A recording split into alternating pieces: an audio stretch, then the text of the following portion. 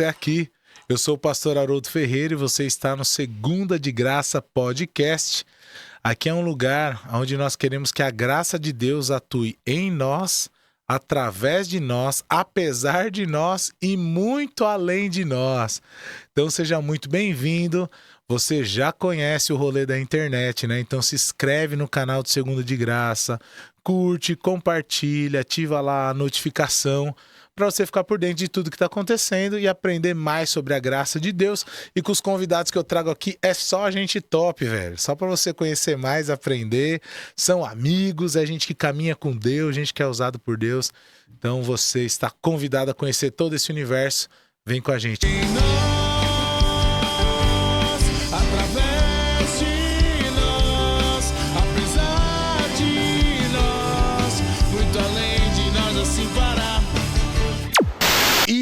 Hoje, no episódio de hoje, eu trouxe um grande amigo meu para nós compartilharmos aqui nessa conversa, da qual você está convidado, que é o pastor Lucas. Fala, Lucas! Obrigado, jovem, pela sua presença. Dá um oi pro nosso povo aí. Fala, galera. Prazer estar aqui no nosso podcast Segunda de Graça. E que privilégio estar aqui com o pastor Haroldo. O pastor Haroldo é uma pessoa maravilhosa. A gente vai falar um pouquinho de como se conheceu em breve, né? E estar aqui para mim é uma grande oportunidade, é uma bênção. Eu sou pastor hoje na PIB Vila Joaniza e vamos lá, convite do pastorzão. Vocês repararam que ele deu uma olhadinha pra tela assim, que ele esqueceu o nome do programa? Não, eu não te culpo, irmão, porque às vezes na hora aqui, gente, que a gente tá gravando, dá um branco, aí já olha pra caneca aqui, já olha pra tela pra resolver, mas tá tudo bem, faz parte de tudo isso aí. Mais uma vez, Lucas, uma alegria ter você aqui com a gente. Obrigado, mano. Prazer. E como o nome sugere, Segunda de Graça, o nosso papo aqui é sobre a graça de Deus. E aí eu queria que você falasse pra gente qual que é a sua interpretação, a sua leitura da graça de Deus, né? A nossa ideia aqui não é se aprofundar muito na teologia ou nada assim, né? Mas suponhamos que alguém caiu aqui no podcast, indicado por alguém, tá? Porque o pessoal compartilha muito isso aqui, né? Pela fé. E aí alguém quer saber sobre a graça de Deus. Eu gostei desse pastor Lucas aí. Vamos ver o que ele tem a falar da graça de Deus. Como que você explicaria para alguém que tá chegando, que tá conhecendo? Sobre a graça de Deus, a gente tem aquela explicação clássica, né? Do cáris e tal, favor imerecido de Deus. Mas quando eu penso na graça de Deus, eu penso muito na perspectiva da vinda de Jesus ao mundo. Quando a gente pensa sobre a graça. Muitas pessoas vão achar que o maior sacrifício foi exatamente ir à cruz, embora foi exatamente o que nos resgatou, o que nos redimiu. Mas o fato de Jesus abrir mão do seu trono, abrir mão da sua glória e se colocar na posição em que ele se coloca, nascendo ali na manjedoura. A gente sabe que tem aquelas questões, né, da separação, espaços animais e tal. Mas a forma com que Cristo já se manifesta, Filipenses 2 vai nos trazer isso. Essa representação da graça, ela é muito impactante para mim desde o seu princípio, né? Dessa manifestação até a sua consumação. E chegar na nossa vida e a gente poder ter a perspectiva de uma nova vida a partir dessa graça. Entendi. Vai mais nessa linha de algo que a gente não merece, né? Sim. Você acabou de falar, graça imerecida. E Deus nos dá sem a gente tá procurando, às vezes, por ela, né? Tem gente que tá caminhando e tem um encontro com Deus sem necessariamente estar buscando. Recentemente teve testemunho de uma irmã lá na igreja que ela chegou na igreja através de um culto de oração que estava acontecendo na quarta-feira. Aí se você é de igreja batista, para muitos assim, né, o culto de oração não é o mais frequentado da igreja, né? Então a gente estava ali, alguns irmãos orando, e ela entrou com a igreja aberta ali na quarta-feira à noite no culto, mas ela não entrou procurando Deus, assim, nas palavras dela, né? Ela entrou procurando sentido. Ela não estava querendo encontrar a Deus, ela não achava que Deus era a resposta. Mas de alguma forma ela falou, eu preciso encontrar sentido, eu já procurei em outras religiões, eu não achei. E entrou. E lá ela teve um encontro com Deus, um encontro com a graça de Deus, e a vida dela foi transformada. Então ela procurava sentido. Aí teve um outro amigo meu, cara, que é loucura. Ele vai vir aqui um dia, eu não falo o nome dele, porque eu quero que ele conte quando ele vier aqui. Mas que ele foi num lugar que chamava Templo Espiritual, né? E aí ele foi lá, e aí uma certa hora ele tava conversando ali com uma cartomante ou com uma cigana, não me recordo bem. E ele falou assim, meu, mas eu quero a verdade, eu já fui muito enganado, vocês já falaram coisas pra mim que não era verdade. Eu falei, você quer a verdade? Então você atravessa a rua ali, ó, tem uma igreja batista lá, você vai lá, e lá eles vão te falar a verdade. E por coincidência, era uma quarta-feira, ele foi na igreja e tava tendo um culto de oração. Ele foi recebido por um diácono na porta, e entrou e ouviu a palavra e teve um encontro com Deus e com a graça de Deus. Então, às vezes, a galera tá procurando um caminho, tá procurando uma direção, tá procurando a verdade, se depara com a graça de Deus e fala, cara, encontrei a verdade, estava embaixo do meu nariz e eu não percebi. Sensacional. E no seu caso, Lucas, como é que foi esse encontro aí? Você procurava, você não procurava? Você estava na igreja, você não era da igreja? Como que foi na sua vida esse encontro aí com a graça de Deus? A minha história, pastor, não é muito diferente da história até de alguns pastores, né, que compartilham desse fato de você ter o privilégio de nascer num lar batista e você tá inserido desde sempre na igreja, né? A sua história é assim também, né, pastor? Sim, muito parecida. Então, eu sempre estive num lar batista, numa família cristã, e que meu pai sempre foi um homem de referência de fé, de vida cristã para mim. E crescendo ali tanto num lar, né, numa família cristã, como numa igreja batista, eu tive acesso aí desde do berçário, né? De ter o período berçário, aí tinha a classe dos Cordeirinhos de Jesus. Cordeirinho, Florzinha de Jesus, tinha as Cantava, classes... né? Sou soldadinho de Jesus. O meu já era só uma florzinha, né? Eu ficava meio assim, mas eu cantava. Aí eu tinha quase que um preconceito com a música, né? Só uma florzinha de Jesus. Até que o Resgate foi lá e gravou. Você já ouviu essa versão do Florzinha de Jesus, do Resgate? Então, por causa dessa música, como era muito rock and roll, aí não, então eu sou a florzinha mesmo, metal, rock and roll e tal. Aí acabou o preconceito. Mas eu vim dessas classes aí, Cordeirinhos, tal. No meu caso teve embaixadores, coral das crianças e tudo mais. Perdão, e aí? Aí, eu, desenvolvendo nessas linhas, né, ouvindo as histórias, ouvindo o evangelho através da história, né, da Bíblia, já conhecia quase todas as histórias bíblicas de cabeça, eu gostava muito de aprender. E quando eu chego aí aos 7 anos de idade, eu vi a mensagem do pastor, até então da Igreja Batista, que fazia parte, pastor Ebenezer. Ele pregou uma mensagem falando sobre a realidade do céu e do inferno, e eu já tinha uma dimensão sobre o que era aceitar Jesus, já tinha ouvido na sala e tal, mas eu nunca tinha tido esse encontro da graça, né? Na nossa vida, da gente compreender que eu tenho a necessidade de me entregar a Cristo.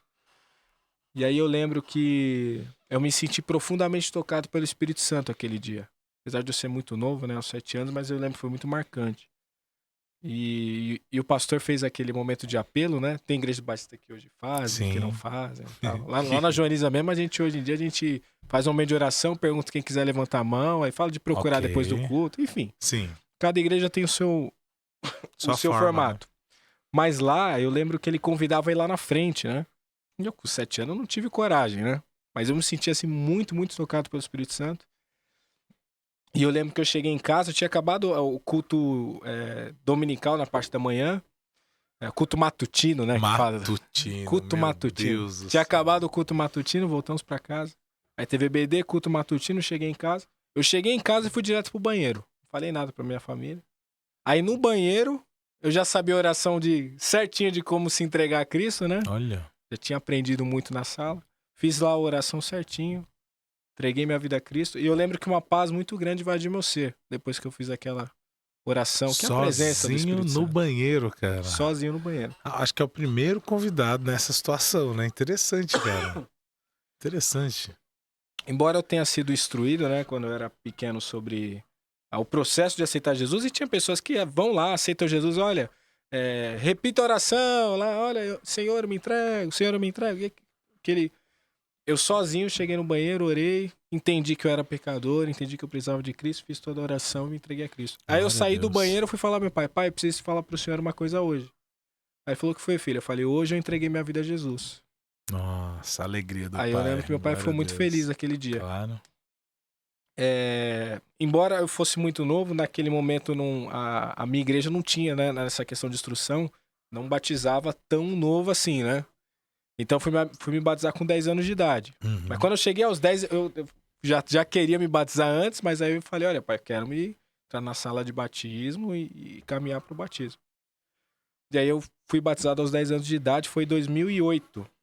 Meu batismo, eu nasci em 98, sou relativamente 98? jovem, né? Não, é jovem, é jovem. 98, velho. Meu Deus. Então em 2008 eu me batizei. Foi o dia aí do meu batismo. Eu lembro que foi em dezembro. Acho que foi dia 10 de dezembro. 10 de dezembro de 2008. 10 de dezembro. E foi um dia muito especial pra mim. E aí depois desse período do batismo, isso é uma coisa muito interessante sobre a graça, né? Eu entendi a decisão que eu tinha feito, entendi o momento, mas aí aquele período quando entra a adolescência, a Uhum. gente vai ter os famosos altos e baixos da Sim, adolescência, as sim, lutas, Sim. os descobrimentos, os questionamentos que surgem. Havia, né, o questionamento, mas será mesmo que eu sou salvo? Por que eu tenho essa dificuldade contra esse Uhum. pecado e essa coisa e tal?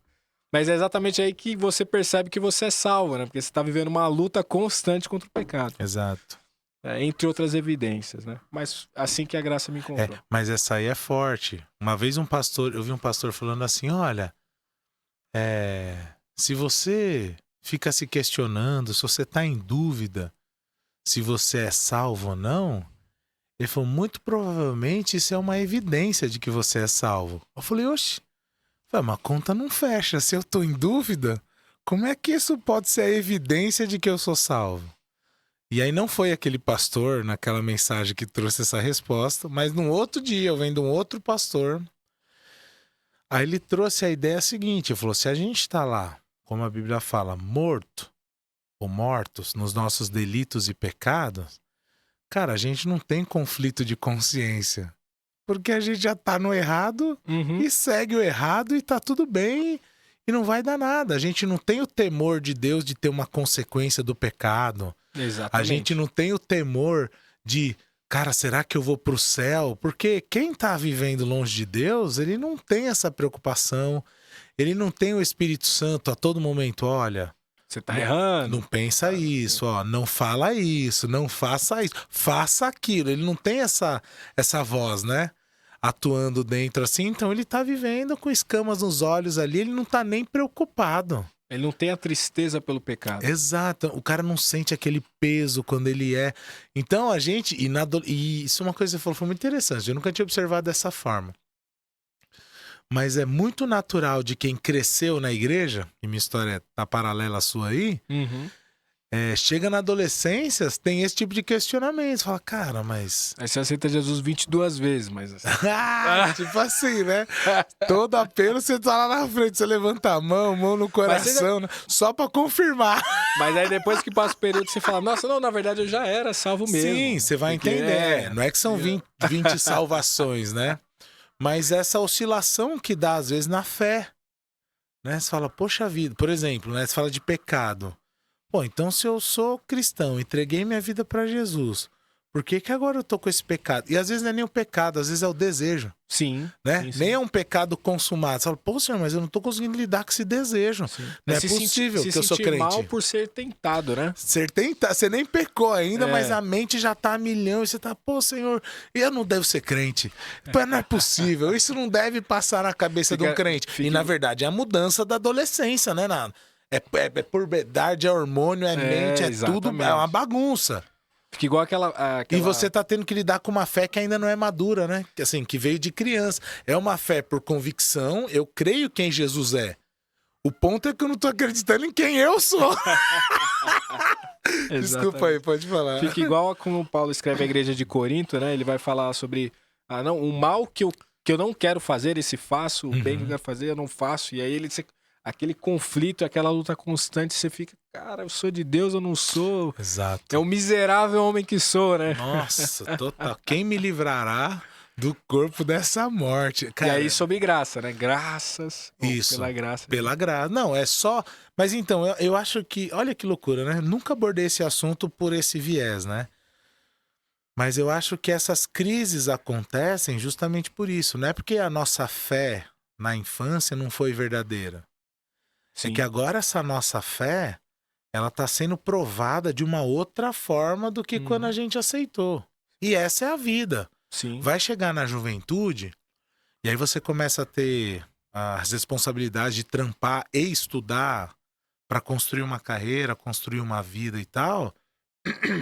E aí a sua fé é provada de uma outra forma. Aí você fala, não, beleza, eu vou casar, acaba essas provação. Acaba nada, jovem. Agora a sua fé vai ser provada de uma outra forma que não Sim. foi até então. Considerando a perspectiva de quem cresceu na igreja. Aí você fala, ufa, casei, agora resolvi. Aí você tem filho. Mano, sua fé vai ser testada de uma outra forma.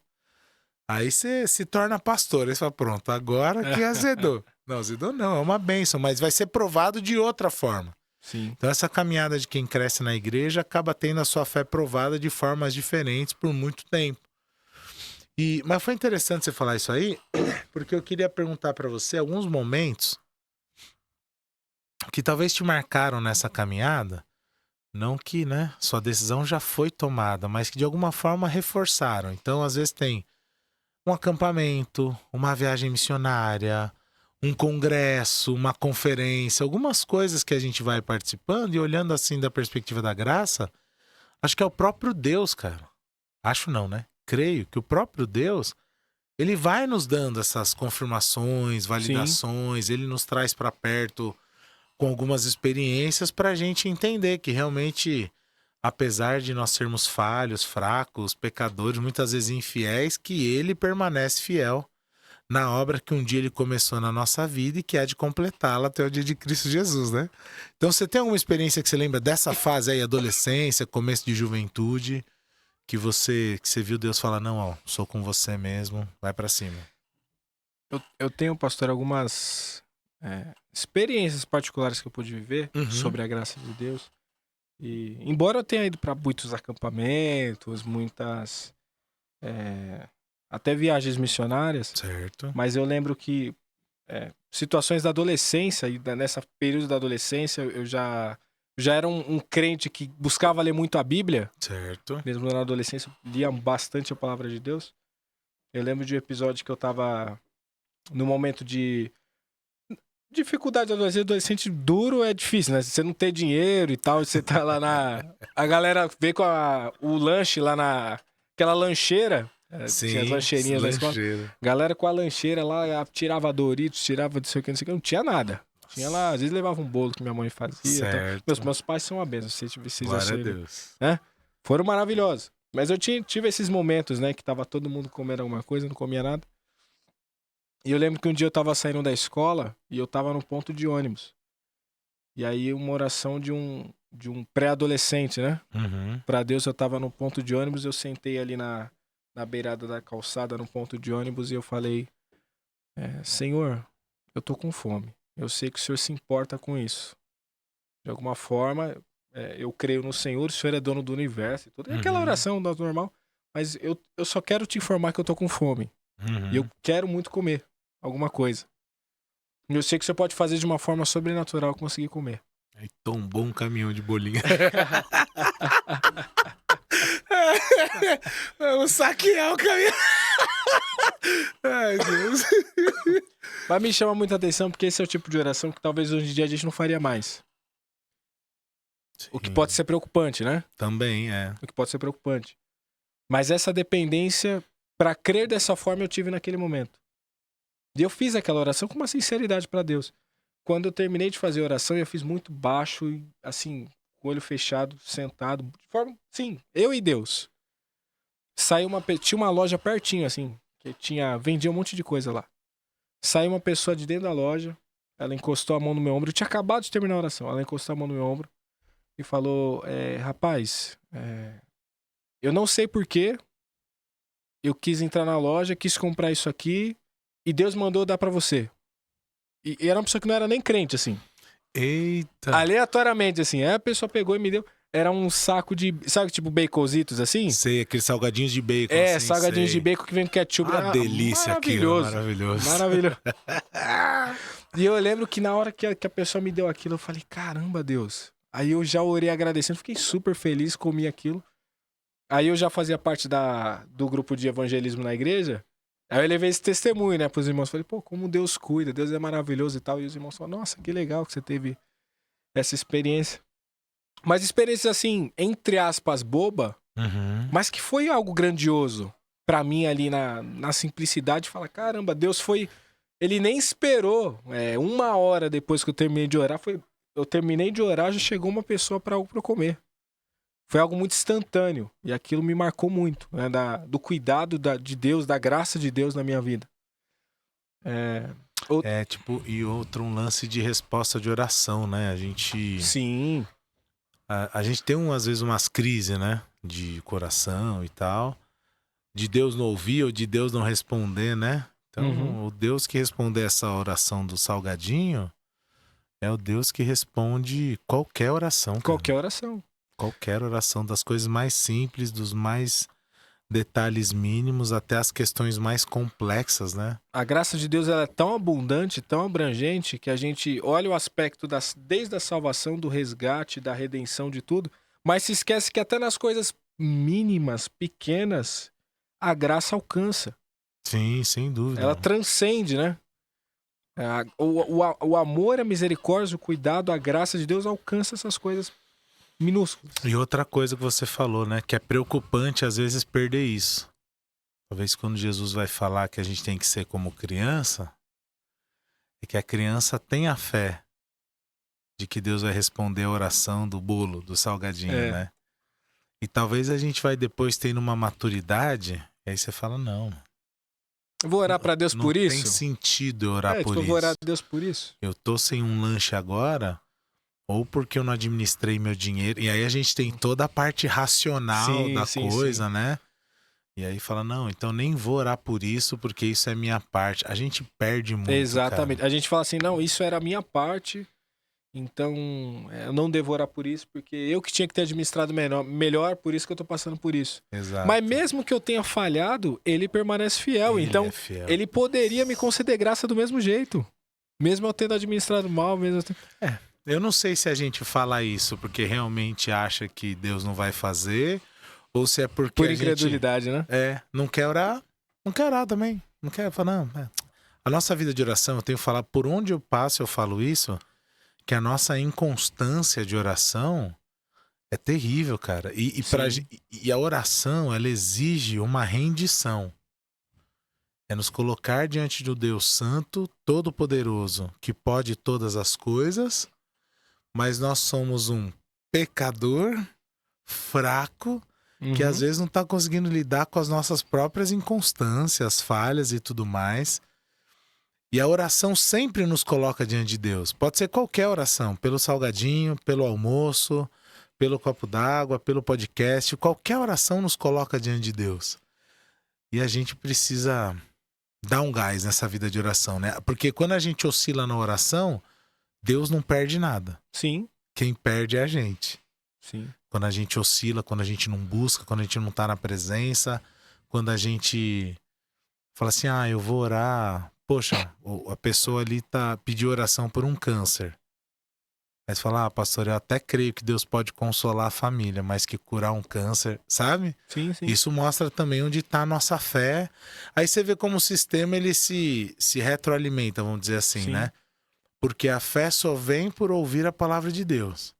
Aí nós não damos atenção à palavra de Deus, aí não temos fé. Por não ter fé, nós não oramos. Por não orarmos, a gente não recebe de Deus, cara. Sim. Não recebe não, né? Recebe muito mais do que merece ainda, mas daquela situação específica, a gente não tá tendo fé para orar. Então é um ciclo que pode ser maldito ou bendito. Sim. Bendito se nós buscarmos a Deus, porque é a medida. A promessa dele é, vocês vão me buscar e vão me encontrar quando me buscar de todo o coração. Então a gente busca, aí a gente encontra, aí o Senhor derrama. Aí a gente busca, aí a gente encontra, aí o Senhor derrama. Aí o monte fala, nossa, correria, né? Não deu pra buscar. Aí não acontece. Falar, meu, não dá mais pra ficar nessa que eu tô na correria, estudo, trabalho, família, eu sou marido, eu sou pai, eu sou pastor, eu sou diácono, eu sou profeta. E aí você tá na correria das coisas e na verdade parou de buscar Deus. Sim. Cara, eu tava ontem diante da minha comunidade, da igreja lá. A gente tava num acampamento e eu tava testemunhando pra eles. Falei, olha, eu conheci um pastor num processo vivendo na minha vida e o cara tá há quase 1.700 dias de oração ininterruptos. Lembra que eu tava te contando essa história? Uhum. E aí eu conheci ele no encontro de pastores. E aí quando ele compartilhou isso, eu acreditei nele, mano. E aí eu cheguei nele e falei, pastor, você precisa me falar aí como é que você consegue, cara. Porque eu tô a vida inteira na igreja. Passa a senha aí. Qual é o código, né? Que o pessoal tá falando muito aí. Falou, mano, como que você consegue isso, cara? Me ensina. Agora, só foi possível. E aí a gente começou a se relacionar, uma amizade e tal, não sei o quê. Mas só foi possível isso porque eu fui lá, baixei a guarda Uhum. e falei pro cara, mano, eu preciso aprender com você isso aí. E às vezes a gente tá errado e ainda é orgulhoso. Sim. Ao invés da gente procurar ajuda, mesmo que seja em Deus, mas não, a gente não busca Deus, não busca ajuda, não conversa com alguém sobre isso, não procura alguém que pode nos inspirar e nos ajudar. E aí a gente oscila na fé. E é capaz de uma criança falar isso pra gente e falar, mano, você vai orar por um salgadinho? Você Exatamente. Acho que Deus tá ligando pra isso. A gente quer ser parecido com Cristo sendo autossuficiente. Eu preciso ser dependente. Sem a dependência, Eu né? preciso ser dependente. Como é que eu vou ser parecido com Cristo sendo autossuficiente? E, mano, eu acho que esse é um problema desde o Éden, né, velho? No Éden, eu falo pras pessoas, ó, a gente quer aprender sobre o ser humano, no Éden tem muita coisa. Então você vê que lá no Éden, os caras estavam no paraíso, velho. Os caras tinham absolutamente tudo que precisava. Deus tinha criado tudo que o homem precisava. Tinha uma coisa que era pro homem não fazer. Pois foi justamente essa uma coisa, cara. Que loucura. Ser humano, velho. É difícil. E aí hoje, mesmo sabendo toda a história, mesmo sabendo tudo isso, eu falava pra minha igreja, mesmo nós sendo templo do Espírito Santo, habitado pelo Espírito Santo, ele tá falando com a gente de dentro pra fora, ainda assim a gente desobedece. Eu falo que a gente critica o povo do Antigo Testamento, né? Meu, como é que pode, cara? Esse povo sai do deserto, Deus abre o mar, afoga a galera depois, todos os egípcios são afogados. Aí os caras ficam com aquela teoria, não, mas tem uma época do ano, né?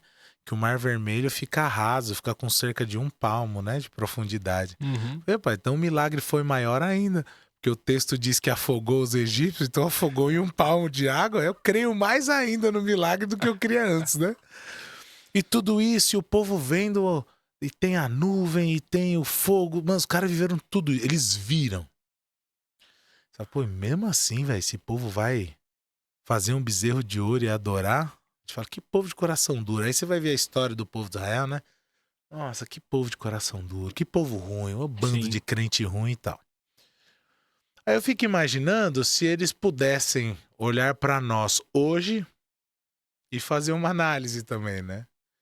E falar assim, não, então deixa eu entender. Então vocês viram todas as histórias que, no que vocês chamam de Antigo Testamento hoje, vocês não aprenderam? Cara, todas as promessas que fizeram pra gente que o Messias viria, ele veio, morreu, ressuscitou e vocês ainda não obedecem? Ele falou que vai voltar, vocês estão esperando essa promessa, vocês ainda não obedecem desse jeito? Peraí, deixa eu só entender uma última coisa aqui. Então o próprio Deus decidiu habitar dentro de você, apesar do Espírito Santo. Ele tá falando contigo aí de dentro pra fora e mesmo assim você não obedece? Então eu falei, irmãos, a gente, na verdade, tá pior do que os nossos irmãos do Antigo Testamento, porque a gente tem todas as ferramentas, 100%. Cara, Deus mostrou tudo e agora veio nos habitar. É Deus conosco e Deus em nós, né? Tudo nome de cantata. Os caras... Deus conosco, Deus em nós e vivo está, né? E aí você vai ver as suas experiências com Deus, as cantatas aí, né? E tipo assim, ainda assim, cara, a gente tá teimando, a gente tá errando de forma que a gente é pior do que eles, porque a gente tem muito mais evidência, assim, né? Pra viver pela fé por tudo que Deus já fez. Aí agora a gente tá estudando Hebreus lá na escola dominical, né? E eu tô pregando só pela fé, tô numa série aí que eu não sei onde vai terminar. De Hebreus 11 ali, né? Uhum. Aí vai falar, olha, pela fé esses caras fizeram muitas coisas e tal. Só que assim, morreram pela fé, sem receber aquilo que eles estavam esperando. Cara, a gente dá chilique por qualquer coisa. Senhor, eu quero isso. Não acontece. Ah, então também não. Aí a gente vai cantar, não morrerei enquanto a promessa não se cumprir. Então, é um problema, né? É um problema. Você vai ver Abraão. Abraão teve a promessa da terra, mas ele nunca viu. Assim como hoje as pessoas morrem com a fé em Cristo, crendo que ele vai voltar, ainda que ele não tenha voltado. Sim. Então tem muita gente que vai morrer crendo e não vai ver. Agora, a gente não, cara. Primeiro que muitas vezes a gente quer ver pra crer. E aí depois, quando a gente começa a orar, a gente é muito inconstante, cara. A gente para de orar, às vezes por conversão de gente que a gente ama. A gente para de orar por uma causa, por um propósito, pela igreja, pelo que quer que seja, né? Sim. A gente dá uma oscilada assim muito, muito grande, né? E teve alguma outra experiência, mais na adolescência, mais na juventude? Só mais uma. Eu tive uma que foi muito marcante, até mais do que essa, né? Do Certo. Salgadinho. Foi uma que eu tava indo pro Senai, eu acho que eu tinha 16 anos. Tava no início do curso aí de eletricista. Inclusive, Deus me abençoou, trabalhei na fábrica como eletricista e tal, fiz todo legal. o processo. E eu lembro que eu tava indo pro curso, eu tinha saído do metrô, e naquela época a passagem era R$3. 3 no metrô, 3 no ônibus. Nossa, foi quando teve a treta dos 20 centavos, né? Quando era R$3 pra não virar 3,20. Não, foi nessa época. Aí tava R$3, certinho. Eu saí do metrô, tava perto do Senai, fui a pé, um trecho de 10 minutos. E aí eu falei, caramba, eu não tenho dinheiro da volta. Pensei, né? Não tenho 6 contos pra voltar pra casa. Coisa muito besta, assim. E aí veio na hora na minha cabeça, Deus proverá. Aí eu no caminho pro Senai comecei a cantar vários louvores a Deus. Cheio de fé, assim, meu Deus proverá. Não sei, Deus vai mandar o diretor das R$6 na minha mão. Deus vai mandar um colega das R$6 na minha mão. Eu comecei a imaginar como Deus ia fazer. Uhum. A minha fé naquele momento foi tanta que eu tava assim, meu Deus vai fazer de alguma forma. Eu comecei a cantar vários louvores sobre fé e fui indo pro Senai. No meio do caminho, eu cantando os louvores ainda, eu olhei pro chão, tinha 3 notas de R$2. Ah, mano. Parece mentira, assim. Na hora que você conta a história, vai ser, o cara tá... Você não vai mentir no testemunho. Quando eu falei a mana, eu falei, mano, como Deus fez ou faz, né? Aí eu lembro que eu olhei e tinha assim, ó, tava 2, 2 e 2, em sequência as notas. E aí eu olhei pro céu, sério, eu fiquei tão assim impressionado que eu olhei pro céu, na hora eu olhei pro chão, as notas brilhando, assim, chegava a brilhar. Era nota nova, né? Não é nota surrada. Eu peguei as notas, coloquei na carteira, aí eu orei pra Deus agradecendo e continuei cantando os louvores. Assim que eu cheguei no Senai, tinha um colega que eu tava já evangelizando, aí eu já, na deixa, né? Falei, você acredita que eu tava vindo pra cá e eu precisava de R$6, Deus me deu R$6 antes de eu chegar aqui? O cara, mentira. Aí fui contando pra ele o que aconteceu, eu tava evangelizando. Esse colega, graças a Deus, aceitou a Cristo. Glória a Deus. Pude discipular ele no tempo que eu tava no Senai. Mas eu lembro que foi uma situação muito marcante pra mim. Porque eu tava indo com tanta fé no trajeto e eu pensando como Deus ia fazer, Deus fez de um jeito que eu não pensei. Evidente. Que era achar o dinheiro na rua. Achar o dinheiro no chão. Eu pensei que ele ia fazer alguém me dar o dinheiro. Na minha fé eu tava ali acreditando nisso. Deus fez de uma forma que me surpreendeu. E Deus fez pra eu não ter dúvida, né? A gente brinca assim, pra você não ter dúvida, Deus me deu R$6. Eu não achei a nota de 50, não achei a nota de 10, não achei 20. Na medida. Eu achei 3 do metrô e 3 do ônibus. Mas eu lembro que isso me fez assim, ficar muito empolgado naquele período, assim, mas muito animado. Pelo cuidado do Senhor, né? Uhum. Eu acho que esses 2 testemunhos são testemunhos de adolescência, coisas que eu vivi, mas que me marcaram demais. Me marcaram demais. Mas é interessante, porque é testemunho de fé, né? É Sim. resposta de oração. Porque hoje, por outras razões, você continua precisando das respostas de oração de Deus. Exatamente. Que você faz. Exatamente. E quando a Bíblia fala da gente trazer à memória aquilo que nos dá esperança, são situações assim, creio eu, também, Sim, né? com certeza. E da fidelidade de Deus, ainda que eu não tenha achado dinheiro na rua, né? Mas que Deus é fiel. Deus é fiel. Então, isso é muito legal, cara. É bom, eu acho que agora, conversando contigo, eu tô tendo um pouco dessa leitura. Todo mundo vive isso. Quem tá com Deus tem as suas experiências pessoais. Elas não são obrigatoriamente replicáveis, né? No sentido de, poxa, então vou orar que eu preciso de dinheiro e vou achar na rua. Vou não, achar. Porque o pastor é falou isso, no já. podcast, eu vou fazer exatamente. Pronto. Vou fazer um corte com isso. Ele passou a ceia, né?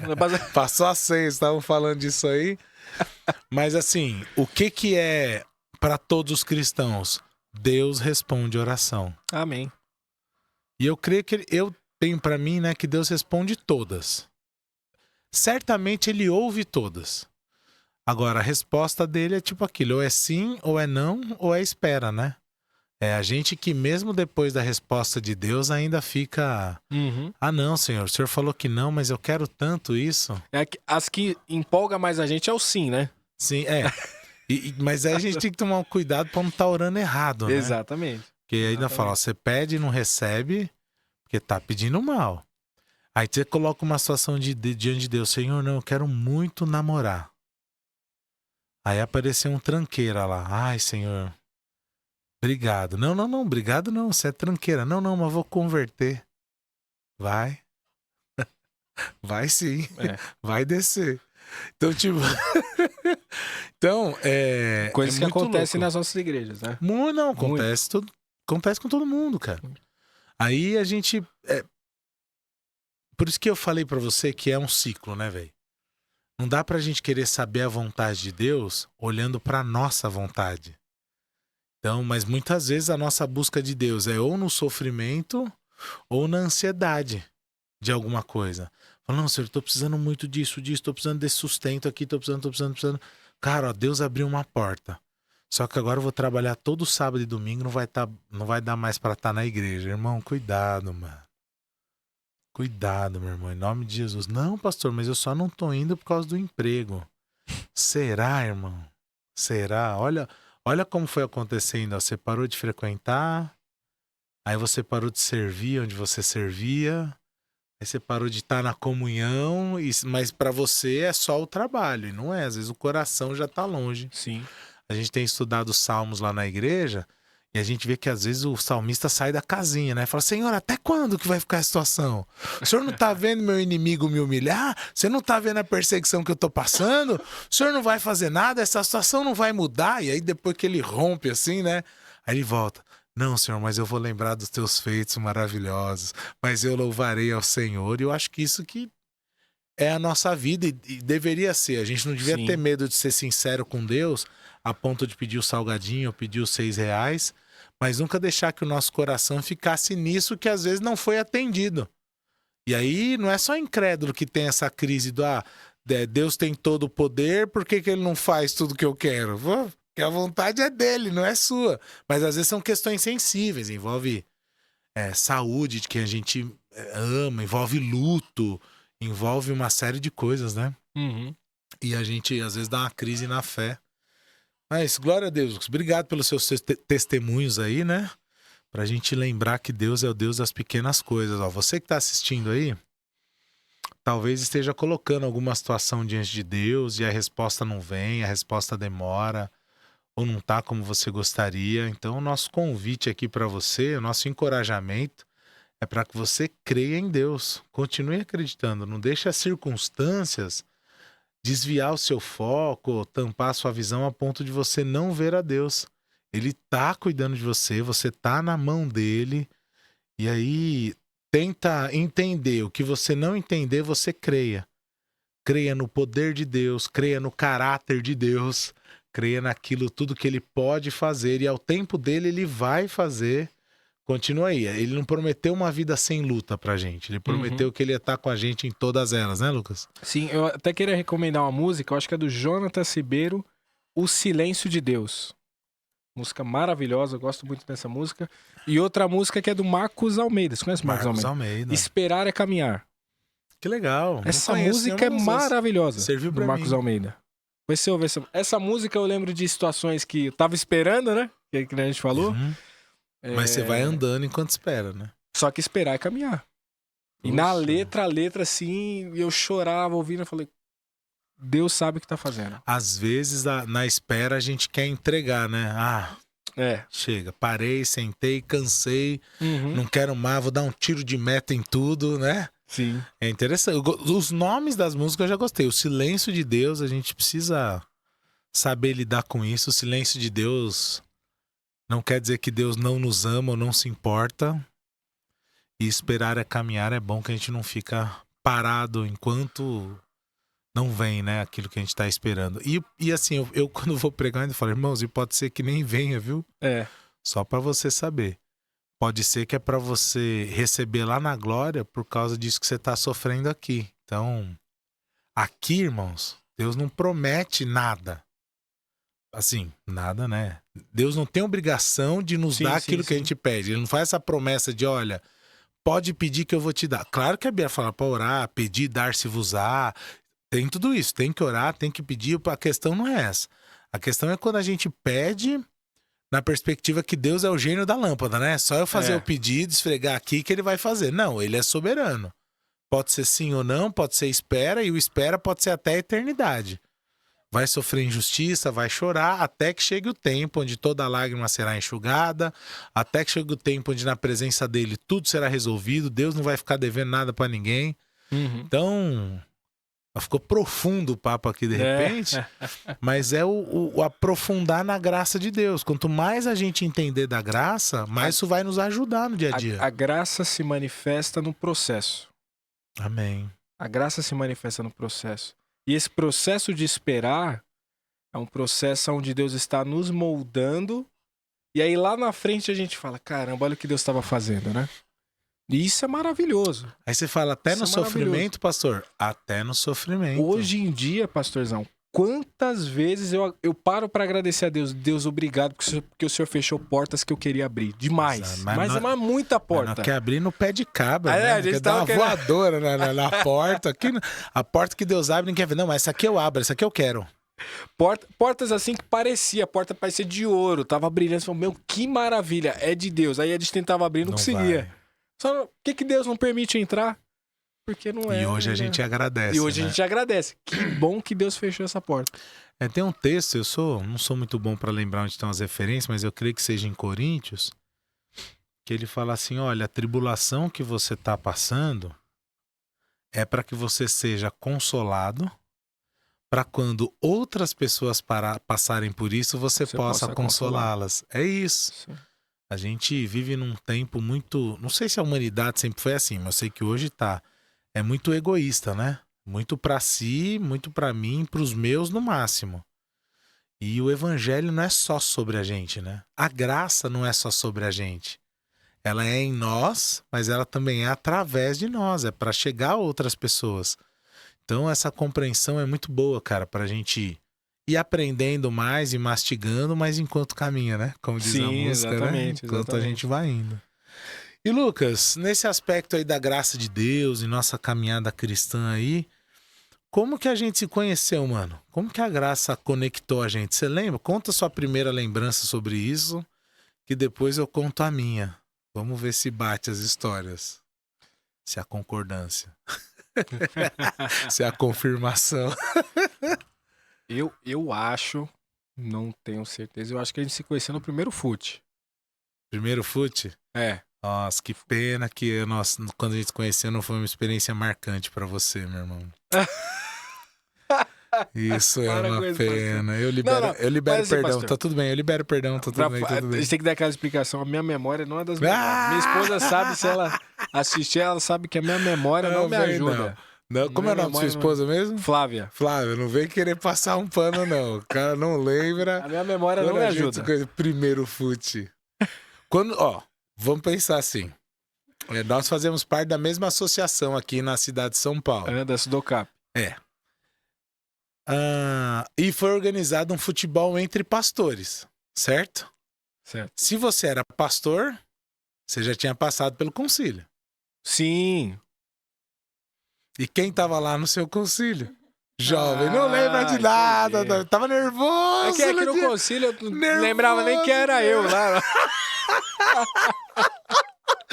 Ai, gente, pra quem não sabe, entre nós, assim, os batistas, né? O cara, antes de ser pastor, ele passa por um exame com outros pastores. É óbvio que no dia ele fica nervoso, porque tem um monte de pastores ali avaliando, né? A gente sabe disso. E aí eu tava lá no concílio do Lucas, ele nem tá lembrado que foi nesse dia por causa desse nervosismo aí. Mas foi nesse dia, tenso, Lucas. hein, meu? Que dia que foi? Você lembra o dia? Só pra eu ter uma ideia das datas. Acho que foi 23 de março. Não, 16, né? 23 foi minha ordenação. 16 de março de 2024. Um mês. Então, março de 2024. É. Então, será março de 2024? Eu tô aqui na Zona Sul, agora tá fazendo 2 anos, então tô desde maio de 23. Então, foi isso mesmo. Chegou lá no grupo dos pastores o aviso, olha, vai ter um concílio, tal data. Eu não conhecia você, não conhecia o pastor Diego, que também é lá da PIB Joaniza. Não conhecia a igreja até então. Não conhecia. E aí eu fui lá pro concílio, vi você no concílio. No dia a gente até conversou no intervalo que teve no concílio. A gente, mano, calma, vai, tá indo bem, tá tudo bem, só... Seja mais direto nas respostas que você tá se complicando. O concílio é embaçado, né, mano? Porque você estuda zilhões de coisas que, tipo assim, são coisas possíveis que podem aparecer no concílio. Você não sabe o que tá passando na cabeça do examinador quando ele faz a pergunta, se o cara vai te apertar, se não vai. Aí depois ainda é aberto para os outros pastores poder fazer pergunta. É um processo assim que eu respeito muito dentro da nossa denominação, que ele tenta ver se o obreiro está preparado para começar, né? Sim, sim. Maneja bem a palavra, tem o conhecimento teológico, porque querendo ou não, a partir do momento que você se torna pastor, você pode estar à frente de uma igreja. Então, é o jeitão batista de fazer as coisas assim, e eu gosto muito desse processo, foi nesse dia. E eu ainda acho que antes desse dia a gente se viu na Central, não foi não? Porque o dia que você... não. Foi não, na Central não. Foi outro pastor que eu conheci lá, o pastor André. Mas então, aí depois, acho que foi no futebol, ou não? É, aí depois a gente começou a conviver com... Quando eu fui tocar pagode lá, pagode, hein, irmãos? O Lucas levou um grupo de pagode na igreja lá. Gosto muito. Não tem problema nenhum de falar que gosto de pagode. Zero pagode problema. Topzera, família PH. Aí aquilo a gente já tinha começado o futebol, né? Já tinha começado. Aí então nossa amizade estreitou mais... Toda primeira, segunda do mês, churrasco, futebol... Mensalmente junto aí, comendo e resenha. Churrasco, futebol e resenha. Muitas vezes o futebol é opcional. O churrasco e a resenha, não. O churrasco é obrigatório. Churrasco é obrigatório. O gesto a gente resolve. Aí conheci o irmão do Lucas também, os irmãos, né? Conheci lá no futebol, ele levou uma galera legal. E a gente continua, você pode olhar e falar, pastor, vai falar que você joga bola. Nada. Os caras têm uma dificuldade pra fazer gol em mim, porque é gol de salão, eu desse tamanho, né? Então, cada um usa o artifício que tem, né? Esse é o meu. Legal, Lucas. E a gente tem caminhado, tem tido mais amizade, eu pastor auxiliar numa igreja, ele em outra, e a gente vai caminhando junto e aprendendo. E Lucas, hoje então, você já comentou aí que você tá na PIB Vila Joaniza, né? Isso. Você tá lá há quanto tempo?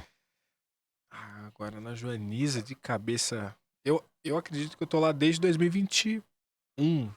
21, mais 2021. Ou menos no meio da pandemia ali. Final de 21. Final de 21 eu chego na Joaniza. Teve um meio da pandemia, deu uma quebrada ali num período da igreja. Normal, né? Todas as igrejas passaram por um processo. De alguma forma. Né? Aí eu cheguei na Joaniza nesse tempo. Conheci o pastor Diego, amo demais o pastor Diego. Ele já estava lá então quando você chegou? Já. Certo. O pastor Diego me recebeu muito bem na igreja. E eu já era formado em teologia. Certo. Mas eu não... Até então eu não tinha um mínimo desejo de ser pastor. Mínimo. E eu ia chegar nesse ponto já. Tinha um mínimo desejo de ser pastor. Mas eu cheguei na Joaniza ali em 2021. Então, e aí você estudou teologia mais para ter mais conhecimento? Eu, na verdade, eu entendia que eu tinha um chamado já, né? Certo. Quando eu comecei o curso de teologia, eu tinha feito uma viagem missionária com Asas de Socorro, não sei se você conhece. Eu acho que eu já ouvi falar. O Asas de Socorro faz missões na região da Amazônia, então você sai de Santarém ali, sensacional. você vai para tribos ribeirinhas e várias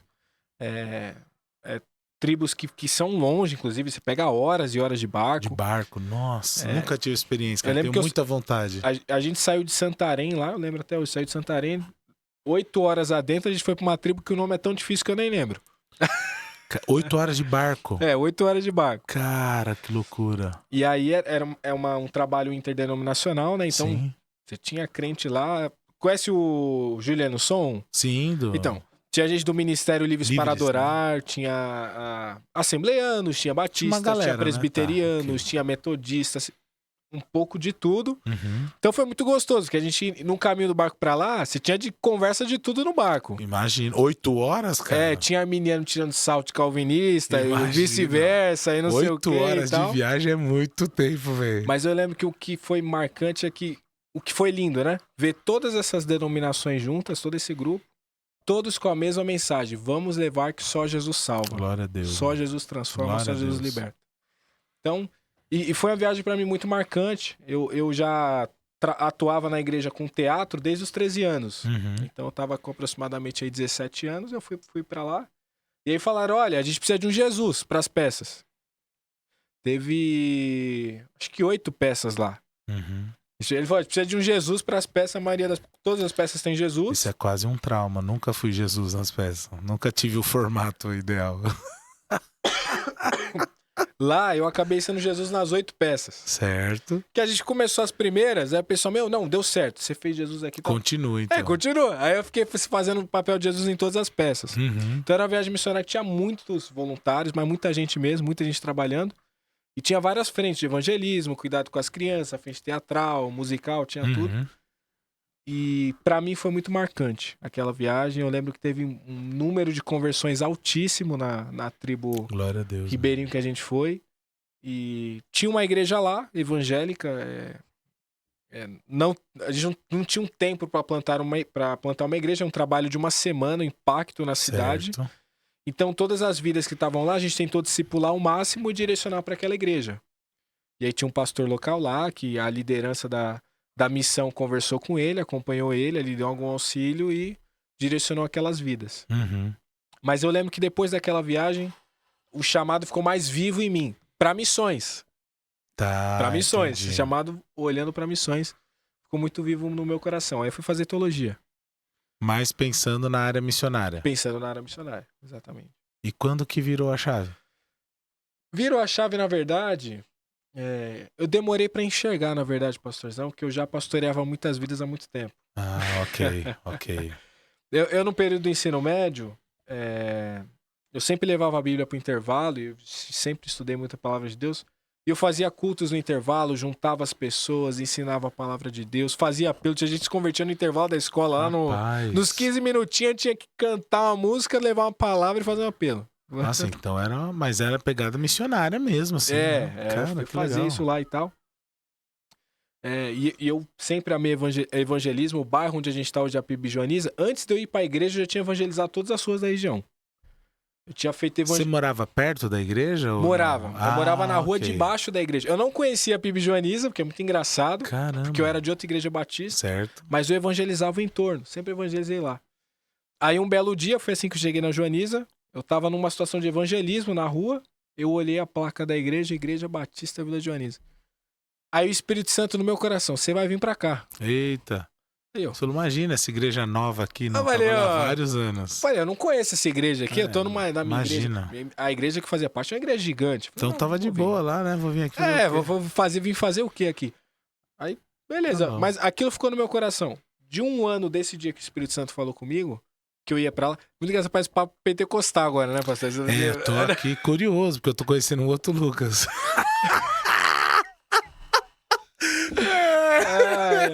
Mas de um ano em diante, eu lembro que as coisas na igreja que eu tava começou a funilar pra eu sair. Ah, tá. Situações, né? Já tinha situações que eu não concordava, enfim. Tenho um carinho muito grande por lá. Sim. Até hoje, amo demais a igreja. Às vezes é o tempo, né? Deu tempo. Mas às vezes eu fui entendendo que meu tempo tinha dado. Sim. E aí, quando passou esse período de um ano, eu entendi que meu tempo ali tinha dado. Aí eu lembrei, né? Espírito Santo lá. Daquela igreja que ele falou que eu ia. Espírito Santo, ó, você vai pra lá. Aí eu lembrei. Aí eu fui pra lá, conheci o pastor Diego. Amei o pastor Diego, a gente se deu super bem logo de cara. O pastor Diego me recebeu muito bem na Joaniza. Eu fiquei ali um período... Eu sempre servi muito, sempre fiz muita coisa na igreja, né? Quase todos os ministérios. Até sonoplastia eu já fui em curso da Yamaha pra aprender, pra mexer na mesa e tal. Fazer de tudo. Igreja pequena tem muito isso, né? A gente tem mas eu mesmo na igreja grande eu tinha interesse também de conhecer tudo. Ah, entendi. E isso me preparou pra chegar numa igreja menor e poder auxiliar várias frentes. E aí eu lembro que eu saí então, fui nesse processo de transição, o pastor Diego me recebeu muito bem. E ali habituado, já depois de noites de pizza com o pastor Diego na casa dele, conversando de teologia, entendendo. Eu falei, não, é aqui mesmo que eu tenho que ficar. E aí eu fiquei... Pra mim, o difícil foi ficar parado sem servir. Que é o período de 6 meses na igreja. Porque eu comecei a ver na Joaniza várias coisas que eu podia agregar alguma coisa. E eu falei, caramba, eu vou ficar aqui sentado assistindo o culto. Podia ajudar em tal coisa. Podia ajudar. Aí depois de 6 meses, quando eu fui tido como membro em assembleia, né? Teve assembleia, fui tido como membro. Falei, não, agora eu vou arregaçar as mangas. Aí já fui pra frente dos jovens. Os jovens estavam com o ministério parado. Fui fazer os ministérios de jovens voltar a andar. Fui fazendo outras atividades. Comecei a auxiliar o pastor mais de perto. E aí, com o tempo, servindo na própria igreja, um dia, conversando com o pastor Diego, eu sempre deixei muito claro, pastor, não quero ser pastor e tal. Olha, que desaforado. Aí o pastor Diego... Pastor de missões, só aí, olha lá, hein? O pastor Diego falou pra mim isso, pastor. Ele disse assim, Lucas, você já tá pastoreando. Ele falou assim, eu entendi que você não quer ser pastor.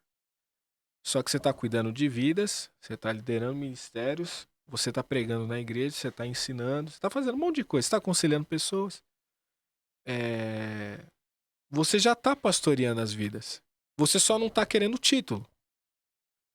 Aí eu fui tentar entender por que eu não queria o título. Entendi. Tentar achar a raiz disso aí, entendeu? Né? Então aí eu comecei a olhar pra trás e o que eu tinha de esfera do que é ser um pastor realmente não me dava desejo nenhum de ser pastor. Caramba, é mais pela leitura que você tinha. Olha mais só, pela cara. leitura do que era a figura de um pastor. Eu vi de uma igreja clássica, então você vê uma ideia de pastor. Entendi. O pastor Diego eu já vi outra realidade. Só, se for assim, até que, né? Você entendeu? Eu olhei pra essa realidade do pastor Diego e falei... Cara, olha... eu quero ser um homem como o pastor Diego é. A importância nesse sentido, da eu quero referência, ser pastor. né? Olha, cara, que legal. E aí isso mudou no meu coração. Quando essa chave virou no meu coração, eu falei, pastor, não, vamos caminhar. Vamos pro concílio, aceito. Já era formado em teologia, né? Já tinha outro processo. Eu falei, não, aceito e quero. Desejo, porque eu já tô trabalhando na igreja, eu tenho o desejo de fazer muito mais. Mas nessa perspectiva do que é o pastorado. Porque a perspectiva que eu tinha até então, de fato, não me dava desejo nenhum. Hoje em dia, não. Hoje em dia, graças a Deus, eu tenho diversas referências excelentes de pastores. Eu tô tomando muito cuidado com as palavras, pastor. Claro. Mas com um ministério que eu considero saudável. Ah, não, sim. Entendi. Um ministério que você considera saudável, assim. Entendi. Tanto da forma que você se apresenta para as pessoas, da forma que você gere as pessoas, que você no cuida trato, das pessoas, né? No trato das pessoas. Interessante, cara. Eu falo tomar muito cuidado porque eu sei que, embora eu tenha ressalvas da onde eu vim, eu tenho um respeito muito grande. Sim. Crescido lá, né? Tive uma formação. Então, assim, eu tenho muito carinho, muita gratidão. Mas ressalvas, diferenças acabam fazendo a gente caminhar por perspectivas diferentes, o que é normal. Então, e aí você continua falando sobre essas mudanças da vida. Eu te perguntei quando que virou a chave, né? E eu continuo, insisto ainda, fazendo uma leitura na vida daquele cara que cresce na igreja. Sim. Que ele vai tendo novas percepções. Ele já tá lá, já tá ali, mas ele vai sendo alcançado aí pela graça, não tenho como pensar diferente disso, que salvou, mas agora também tá construindo, transformando, fortalecendo e direcionando. Exatamente. Sabe? Então, eu comentei, agora não lembro se eu já comentei aqui no podcast, mas, por exemplo, eu cresci na igreja e eu tinha uma forte convicção de cuidar de pessoas. Então, foi mais ou menos na minha adolescência lá que começou esse papo de, de repente você pode ser pastor, né? Pô, você canta bem, você toca bem, você fala bem, você cuida das pessoas, que a gente chama de evidências externas, né? Uhum. E aquilo me alegrava muito, alegrava meu coração esse rolê aí, né? Mas eu tinha uma percepção também assim, falar, então beleza, eu sou da igreja a vida toda, então eu sei cuidar da galera na igreja. Então vocês aí que são bom evangelismo, pode evangelizar e trazer pra cá e deixa aqui que nós cuida. Tá tudo certo. Eu manjo esse rolê aqui. Tenho experiência, né? Imagina, na adolescência, começo de juventude, né? Mas eu tinha essa convicção. Pode trazer que aqui a gente cuida. Pode trazer que aqui a gente cuida. E eu gostava muito do que eu fazia. Só que aí, quando foi em 2010, que foi o ano que minha filha nasceu em maio. Quando foi mais ou menos em agosto, chega um irmão lá na igreja, entrega a vida para Jesus, e ele é um cara que ele era do meio do samba.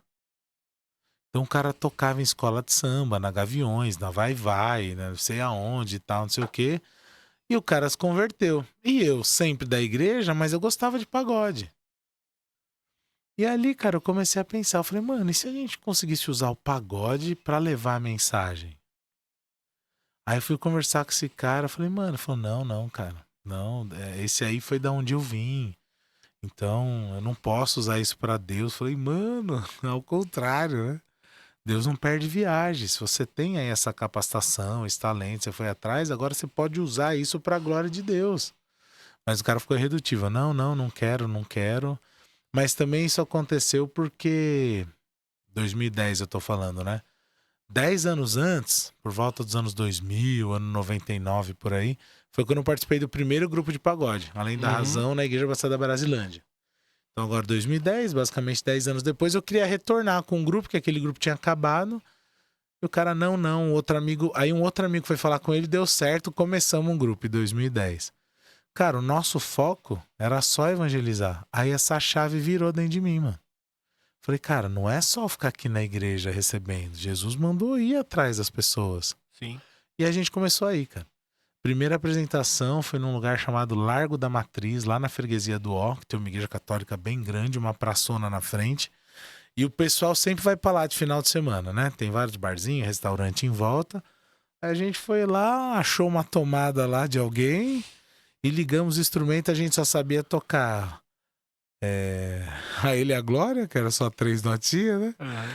E Zaqueu, 4 notas. Mano, ficamos acho que 2 horas tocando só essas 2 músicas. Não sabia tocar direito, um negócio ruim pra caramba ainda no começo. E a galera em volta abordando quem passava, quem dava uma esticada no pescoço, quem se interessava. Por que eu tô falando isso? Porque na minha vida foi uma hora que virou a chave. Uhum. Falou, mano, não é só dentro da igreja. Você tem que sair para evangelizar. Aí teve um outro momento que a chave virou pro discipulado. Pô, não é só sair para pregar. Você tem que discipular a galera. Então eu tô vendo na sua história muito do que aconteceu na minha. Sim. Então você tá lá servindo a Deus até que uma hora ele falou, não é isso aí não, é isso aqui. Falei, nossa, mas até agora foi isso. Então, mas ó, agora o entendimento é esse. Ah, beleza, pastor. Beleza, senhor. Fui, estudei, me preparei, tô aqui te servindo, então. Só que agora é pra servir. Não, senhor, agora... Mas isso eu não queria. Não tava combinado isso aí. Tá igual Jeremias. Foi Jeremias, falou assim, o senhor me enganou, o senhor me seduziu e eu acreditei no senhor. O senhor era mais forte. Então, e aí vai acontecendo, cara. E aí vai virando chaves. E eu não sei qual é a próxima, né? Talvez até imagine, mas não quero falar nada aqui hoje no podcast, não é o tempo. Mas assim, é impressionante, cara, como Deus vai nos conduzindo e às vezes parece até quando a gente dá uma acomodada, fala, agora eu tô tranquilo. Agora eu cheguei onde eu queria, tô numa igreja nova, com um pastor que, olha, me inspira a forma que ele lida com o ministério, glória a Deus, aqui eu vou poder desenvolver, vou poder ajudar em outras áreas, em várias coisas. Agora vai, o senhor fala, então, mas eu tenho outro degrau aí pra você. Acho que isso vai ser constante na vida daquele, não só que cresce na igreja, vou dizer aquele que cresce no caminho do Senhor. Até quem se converteu num outro momento e tem esse testemunho para poder compartilhar, ele também vai tendo essa vivência de aprendendo onde ele vai servir conforme o Senhor vai mostrando. Acho que é meio isso, né, Lucas? Sim, não, é exatamente isso. Eu lembro que quando a gente faz a seguinte oração, a oração que todo Oração crente... perigosa que os caras falam, não. É a oração que todo crente tem que fazer, sempre. Mas é uma oração que traz riscos. Que é, Senhor, me coloca no centro da tua vontade. Nossa, cara. Eu quero viver a tua vontade para mim. Não interessa o que eu quero, não interessa o que eu penso, não interessa os meus objetivos. Eu quero viver os propósitos do Senhor para mim. Você já fez essa oração? Se prepara, que Deus começa a fechar a porta, Deus começa, não é aí que eu te quero, Deus começa a fazer esse processo, esse mover, né? Sim. Pra gente viver no centro da vontade dele, que é a vontade dele. Sim, quando a gente fala centro da vontade, Que é o que vai ser bom pra nós, vai Sim. ser bom, perfeito e agradável. Quando chegar lá, que antes amigo. que antes de chegar lá, o processo é difícil, né? Sim. Mas esse processo dentro da vontade de Deus é um processo bom. Muito bom. Vai ser, e ele vai nos dando o subsídio, né? Deus dá a visão e depois ele dá a provisão, né, para aquilo. Sim. E aí a gente precisa só estar atento naquilo que o Senhor está falando. Esse é o ponto. Entender.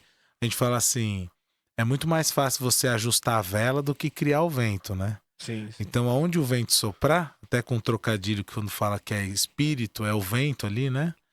Então, fala, é ajustar a vela. Para onde o vento está soprando? Para onde o Senhor está direcionando? Então, se prepara e vai.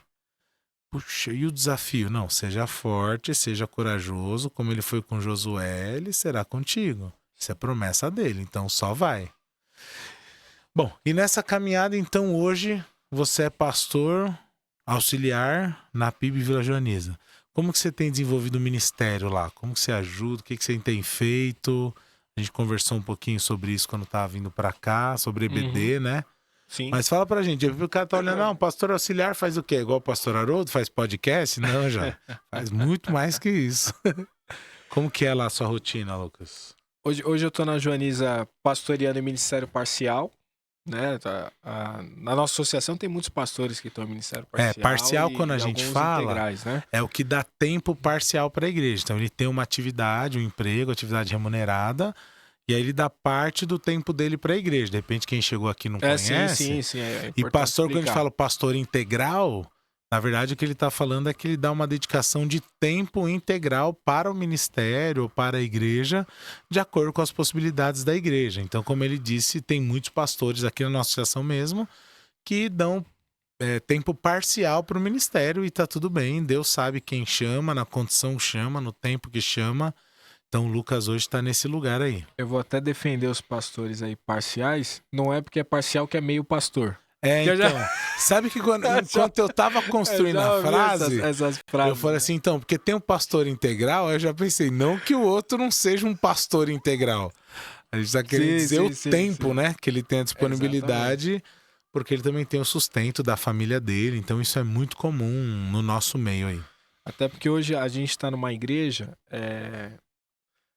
num contexto de periferia, de comunidade, então assim, graças a Deus a gente tá o pastor Diego lá, tá eu trabalhando junto e a gente tem o Rafael que é seminarista. Mas a igreja não teria como sustentar aí 3 pessoas financeiramente, ou sustentar 2 de forma integral, que coloque uma condição da família que você fale, não, essa condição para mim tá bom pra igreja. Não teria. Então, eu acho que é até mais interessante pra igreja mesmo que eu seja hoje essa pessoa parcial. É uma realidade de muitas igrejas, né? Ela não tem condições para, aí o pastor tem que ter essa outra atividade remunerada, né? E hoje eu trabalho como corretor de imóveis, né? Eu e a minha esposa, a gente gosta muito da profissão. Ah, ela também é corretora? A gente é um casal de corretores de imóveis e esse tipo de trabalho, por exemplo, não me atrapalha muito em relação à igreja. Porque como é um trabalho que eu não tenho horário de entrada nem de saída, tanto que hoje é segunda, eu tô aqui, né? Segunda-feira, é uma flexibilidade na agenda, né? Eu tenho uma flexibilidade muito grande. Então, graças a Deus, se hoje um membro da igreja ligar para mim e falar, pastor, tá acontecendo isso e você consegue vir aqui? Eu consigo. Da onde eu tô, eu consigo sair e chegar lá. Entendo. Então, ao mesmo tempo que eu não tô integral, eu meio que consigo ali jogar bem. Estando parcial, né? Entendo. O meu trabalho não me atrapalha tanto nesse sentido. Tanto que no trabalho eu faço slides pra igreja, faço um monte de coisa, né? Mas aí, como parcial, hoje eu estou trabalhando junto com jovens na igreja, trabalho com discipulados na igreja, trabalho com ensino de forma geral, tanto pregação como o EBD. Discipulado, só para pontuar aqui. Então você cuida dos jovens e cuida do discipulado, mas você discipula só os jovens ou não? É geral para a igreja? Quem quiser discipulado, como que funciona? Então, a gente anualmente, Na verdade, a gente não abriu a turma desse ano oficialmente. A gente já tem 4 alunos aí para começar. Ah, ok. Mas a gente vai começar agora depois das férias, né? Porque se eu pego e começo agora, Já para nas férias. aí a galera, pastor, a gente vai viajar e tal, aí já dá quebrada. Eu falei, não, vamos fazer o seguinte. Eu tenho alunos já querendo começar, a gente tem as apostilas, tem o material de discipulado, tem Para o tudo. discipulado. Então você cria Isso. grupos de discipulado que pode ser jovem, pode não ser. Legal, legal. E aí essa galera que vai começar o discipulado, a gente começa o discipulado, parte deles provavelmente vai caminhar para um batismo, mas aquele que, por exemplo, já é batizado, quer entrar, ele pode. Porque a gente vai falar de princípios, né, da vida cristã, da caminhada cristã, que às vezes uma pessoa que não teve um discipulado apropriado, um acompanhamento, ele precisa ter. Legal. E ele tem essa liberdade de participar. A gente teve pessoas da última turma que entraram e não caminharam para o batismo porque já eram batizados. Ok. O que é normal. Mas aí a gente trabalha então nessa parte de discipulado, além da parte de ensino, pregação e visitação. A gente também... eu digo a gente porque às vezes minha esposa vai junto, né? Legal, é bom. Quando por exemplo, ver uma visita de casal, eu gosto de ir com ela, por exemplo. Claro. E a gente conversa, em algum momento eu vou conversar com o marido, a minha esposa conversa com a esposa. Muito legal. Embora é aquilo, né? Tem gente que separa muito nesse sentido de, olha, eu sou pastor, aquela ali é só a esposa do pastor e ela não está no ministério. Mas eu incentivo muito a minha esposa a trabalhar, tá servindo. Hoje na igreja ela faz muita coisa, inclusive. Que legal. Ela é bem ativa na igreja. Ano passado ela fez um curso de liderança do Haggai que eu instruí para ela fazer. E eu sempre incentivo ela a estar se preparando para estar servindo junto. Nessa perspectiva da gente acompanhar, abençoar a vida das pessoas.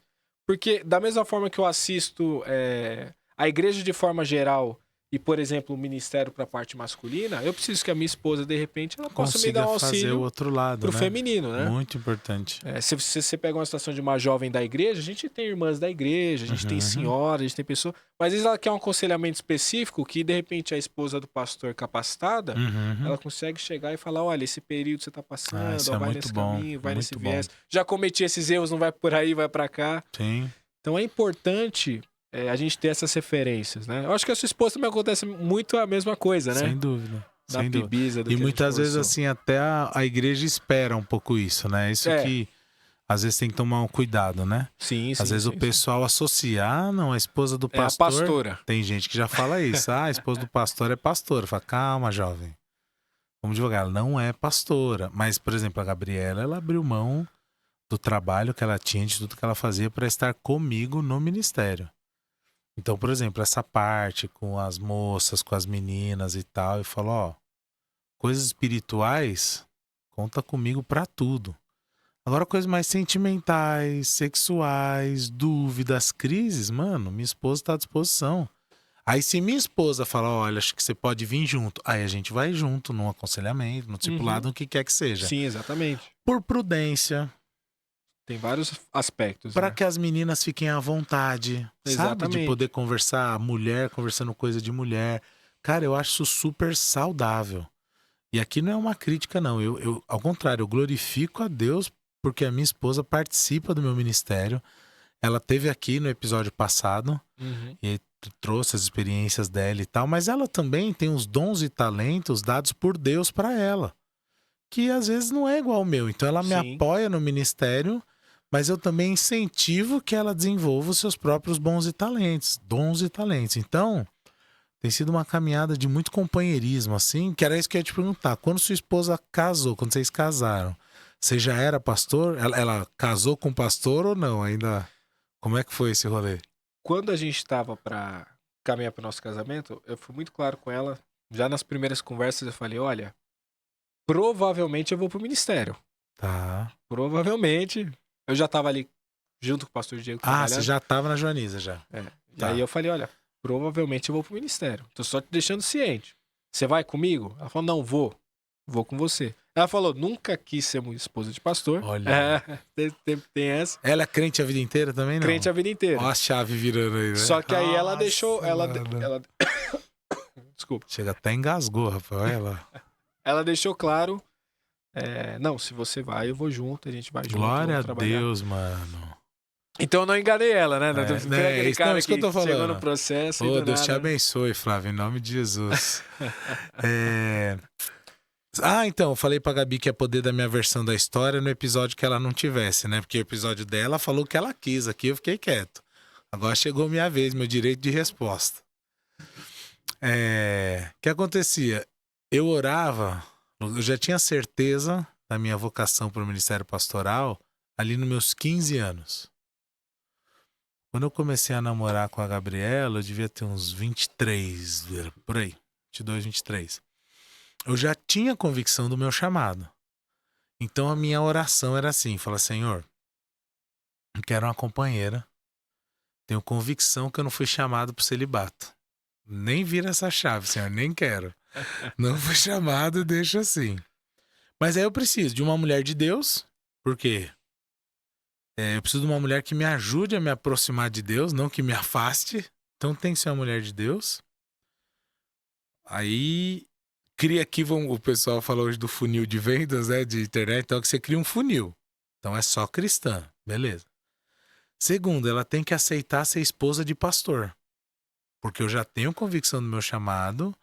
Então se for uma que é cristã, mas fala Deus me livre de ser esposa de pastor, não vai rolar. Falei, Senhor, eu quero que ela seja uma mulher bonita. Mas assim, bonita aos meus olhos. Não precisa ser a capa da revista, não precisa parar o trânsito, nada disso. Uhum. Mas alguém que seja agradável aos meus olhos, Senhor, é isso. Aí quando eu conheci a Gabriela, ela tava mais ou menos mulher de Deus ali, mas ela era linda, só que ela não queria ser esposa de pastor, mano, porque ela era filha de pastor da Assembleia de Deus. Entendi. Então ela era dessas, do Deus me livre ser esposa de pastor. E ele era pastor da Assembleia, mas vivia um tempo como missionário. Então, tipo, ela tem um irmão que nasceu em cada estado. Os amigos dela que ela foi fazendo foi ficando pra trás porque os pais foram mudando. Então, era um rolê aleatório, então dava pra entender. Sim, Ela falar, não quero ser esposa de pastor porque eu já conheço esse rolê aí, eu não quero pra minha vida. E aí, mano, falar pra você, é o que eu falei, eu não orava pela Gabriela. Eu orava pela companheira. Ela veio da Assembleia também, né? Veio da Assembleia a Flávia de Deus. também, mas aí eu te Da Assembleia? Depois você me conta.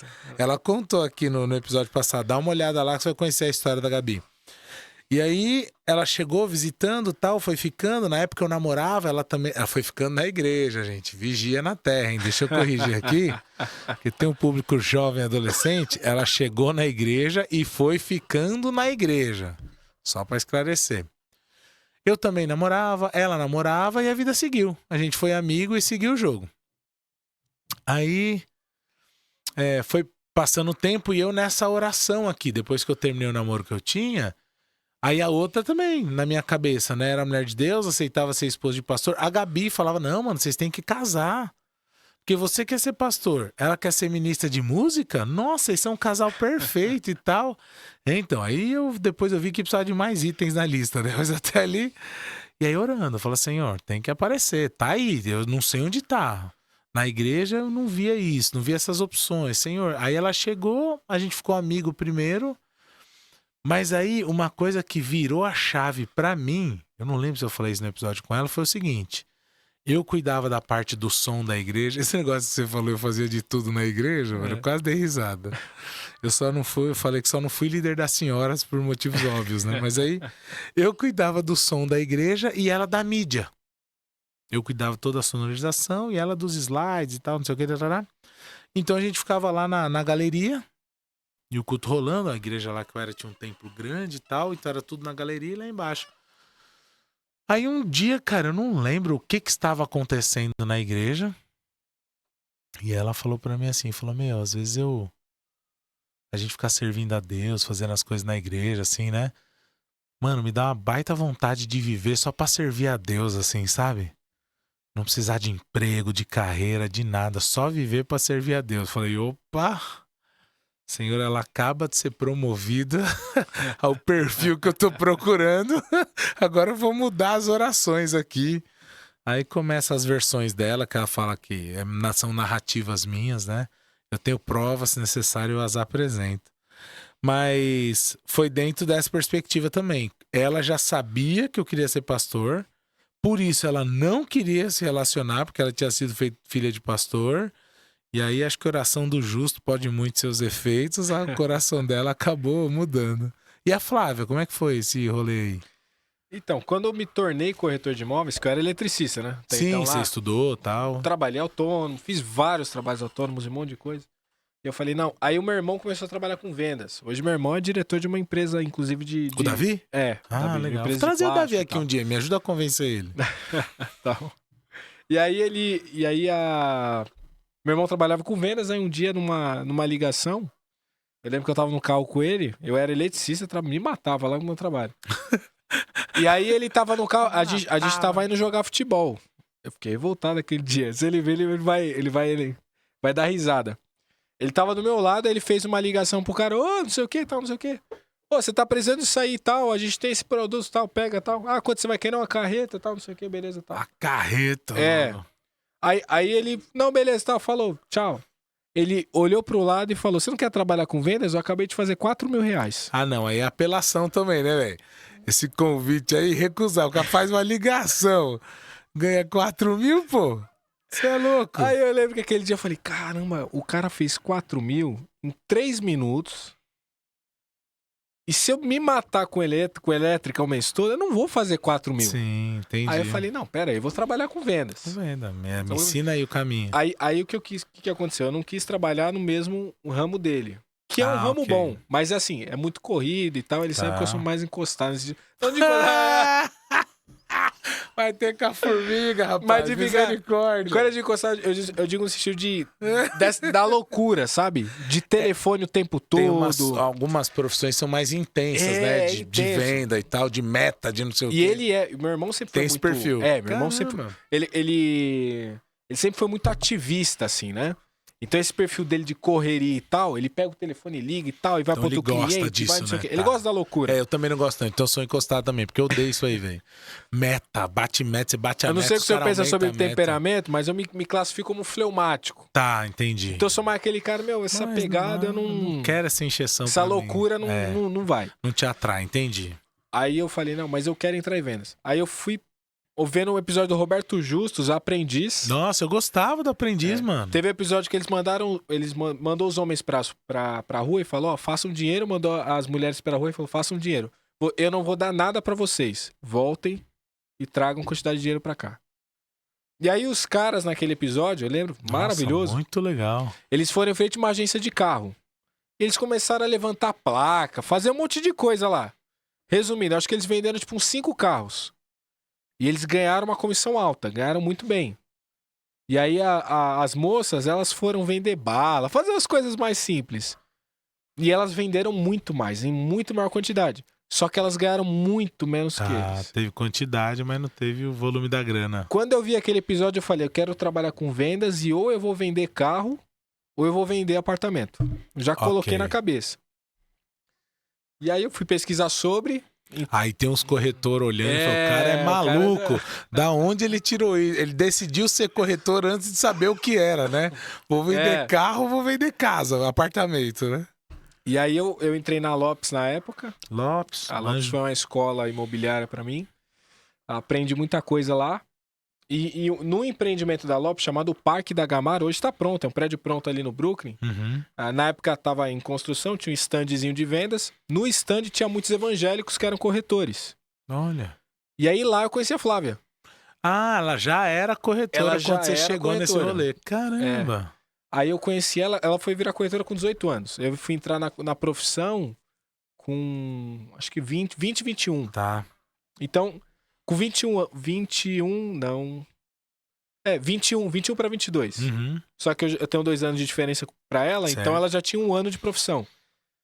E aí, lá eu meio que juntei os evangélicos lá, a galera lá. Eles falaram, e se a gente começar a fazer cultos aqui de manhã? Faz uns 30 minutinhos, a gente canta um louvor, faz uma oração nossa e tal. Desde o De ensino orar pra Deus abençoar pra gente vender, né? Desde o ensino médio, o Lucas com essa história de culto nos intervalos aí, ó. O missionário aí, ó. Vai vendo, vai vendo. Aí a gente começou, fazia a roleta dos corretores 8h45, das 9 às 9h30 a gente tinha um culto. A gente ia no decorado, que já tinha lá do empreendimento. No decorado a gente reunia os evangélicos. E aí a Flávia cantava.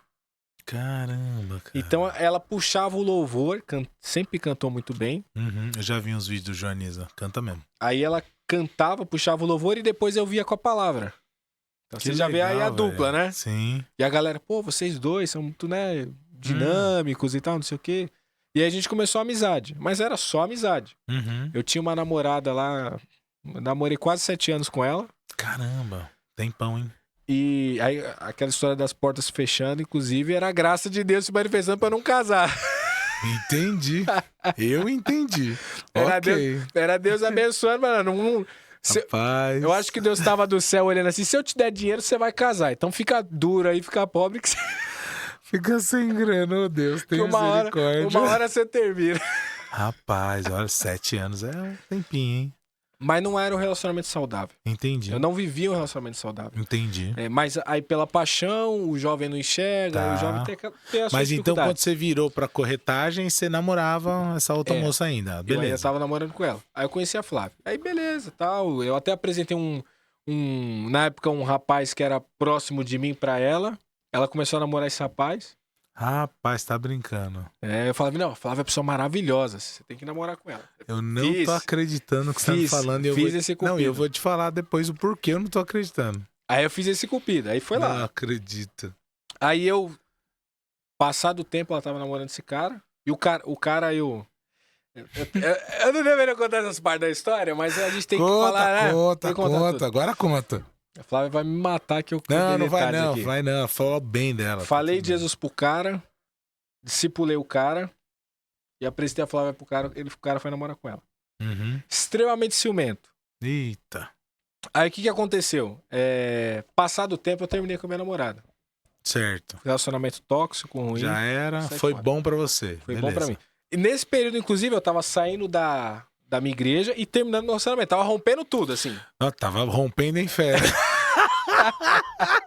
Eu tava novos A ares. vida do cara tava boa. Queimando os dedos lá de eletricista. O cara, um namoro tóxico e sem grana. Fase boa. Aí eu falei, vamos romper, né? Aí eu saí da igreja, terminei o relacionamento e tal. Aí eu fiquei esse tempo, né? Fiquei só esse tempo. E aí, vivendo esse tempo, período, visitei igreja e tal. Fui na Joaniza logo de cara, acabei ficando por lá. E aí eu falei pra Flávia na época, né? Eu já era muito amigo dela. Eu falei quando eu ia terminar, como ia ser. Eu falei, vou terminar por isso. Ela não acreditou que eu ia terminar. Ela ainda tava na Assembleia na época. Aí, beleza. Peguei e terminei, segui minha vida. Aí, trabalhando e tal. Aí, ela foi mais ou menos em fevereiro de 22, ela terminou o relacionamento dela. Aí, ela tava mal, né? Aí, eu conversei com ela e eu já tava solteiro. Mas a gente nunca tinha ficado os dois solteiros. Tá, mas aí... Entendeu o que aconteceu? Tá. Ou ela... Ficou solteiro. Ou eu namorava Aí não. e ela tava solteira. Vou orar com você pra ficar tudo bem. Ih, mano. Aí o que aconteceu? Ela terminou com um camarada e eu gostava muito do cara. Sim, seu brother, você pulou o cara, pô. Então, eu gostava muito do cara. E aí terminou com o cara porque ele era muito ciumento e tal. Aí eu peguei e falei, olha... Ela falou pra mim, vamos no parque? E a gente foi... Lucas, olha, eu não sou ciumento, não tô... viu? E ela, olha, eu não sou tóxica, viu? A gente foi... Tá dando match aí. Despretensiosamente, a gente foi no parque naquele dia. Como despretensioso, Lucas? A gente foi como amigo. Não existe isso, Lucas. Só o debate não é possível. 2 solteiros, amigo. Vamos no parque, vamos tomar um sorvete, mas na amizade. Amizade. Mas vamos lá. Aí a gente tava lá no parque, a gente passou uma tarde, foi muito legal. Só conversando, assim, jogando conversa fora e tal. Ela tava lá no período dela de luto pós-término, vamos dizer assim. Sim. E aí, quando foi caminhando pro final da tarde, tava muito agradável o nosso dia juntos, né? Só conversando com amigos.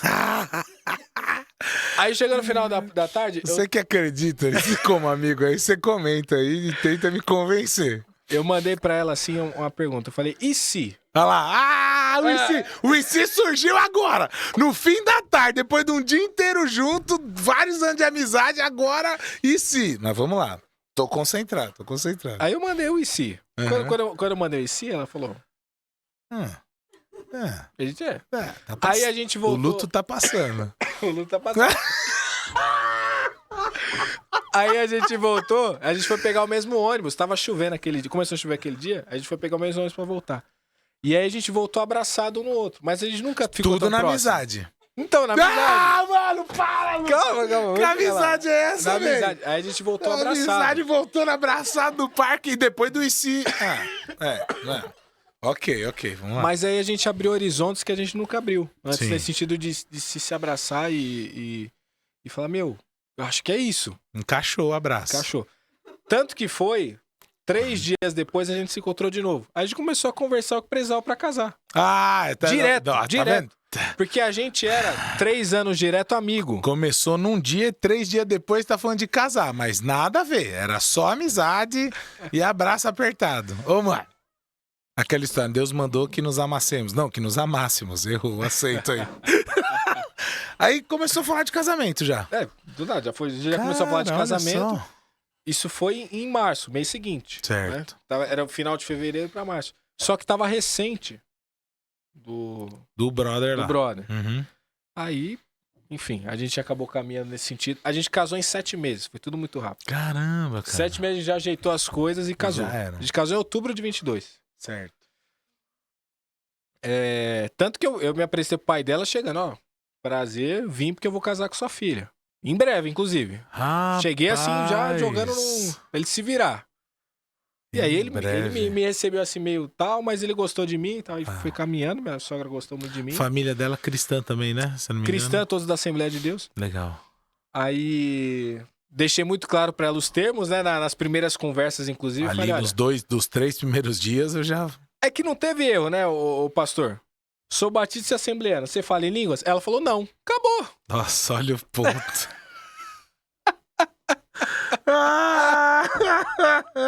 Olha, Ela não tem... Ô, Zerudo, ela não tem o dom de línguas. precisamos negociar alguns termos aqui muito importantes. Vamos lá. Ela não tem o dom de línguas. E ela prefere uma mensagem mais bíblica. Sempre foi. Não é aquele negócio de assembleia e tal. Olha o caminho que você tá indo. Não, o que eu quero dizer é que ela, embora fosse assembleiana, ela sempre foi Ela meio gostava que... da Bíblia.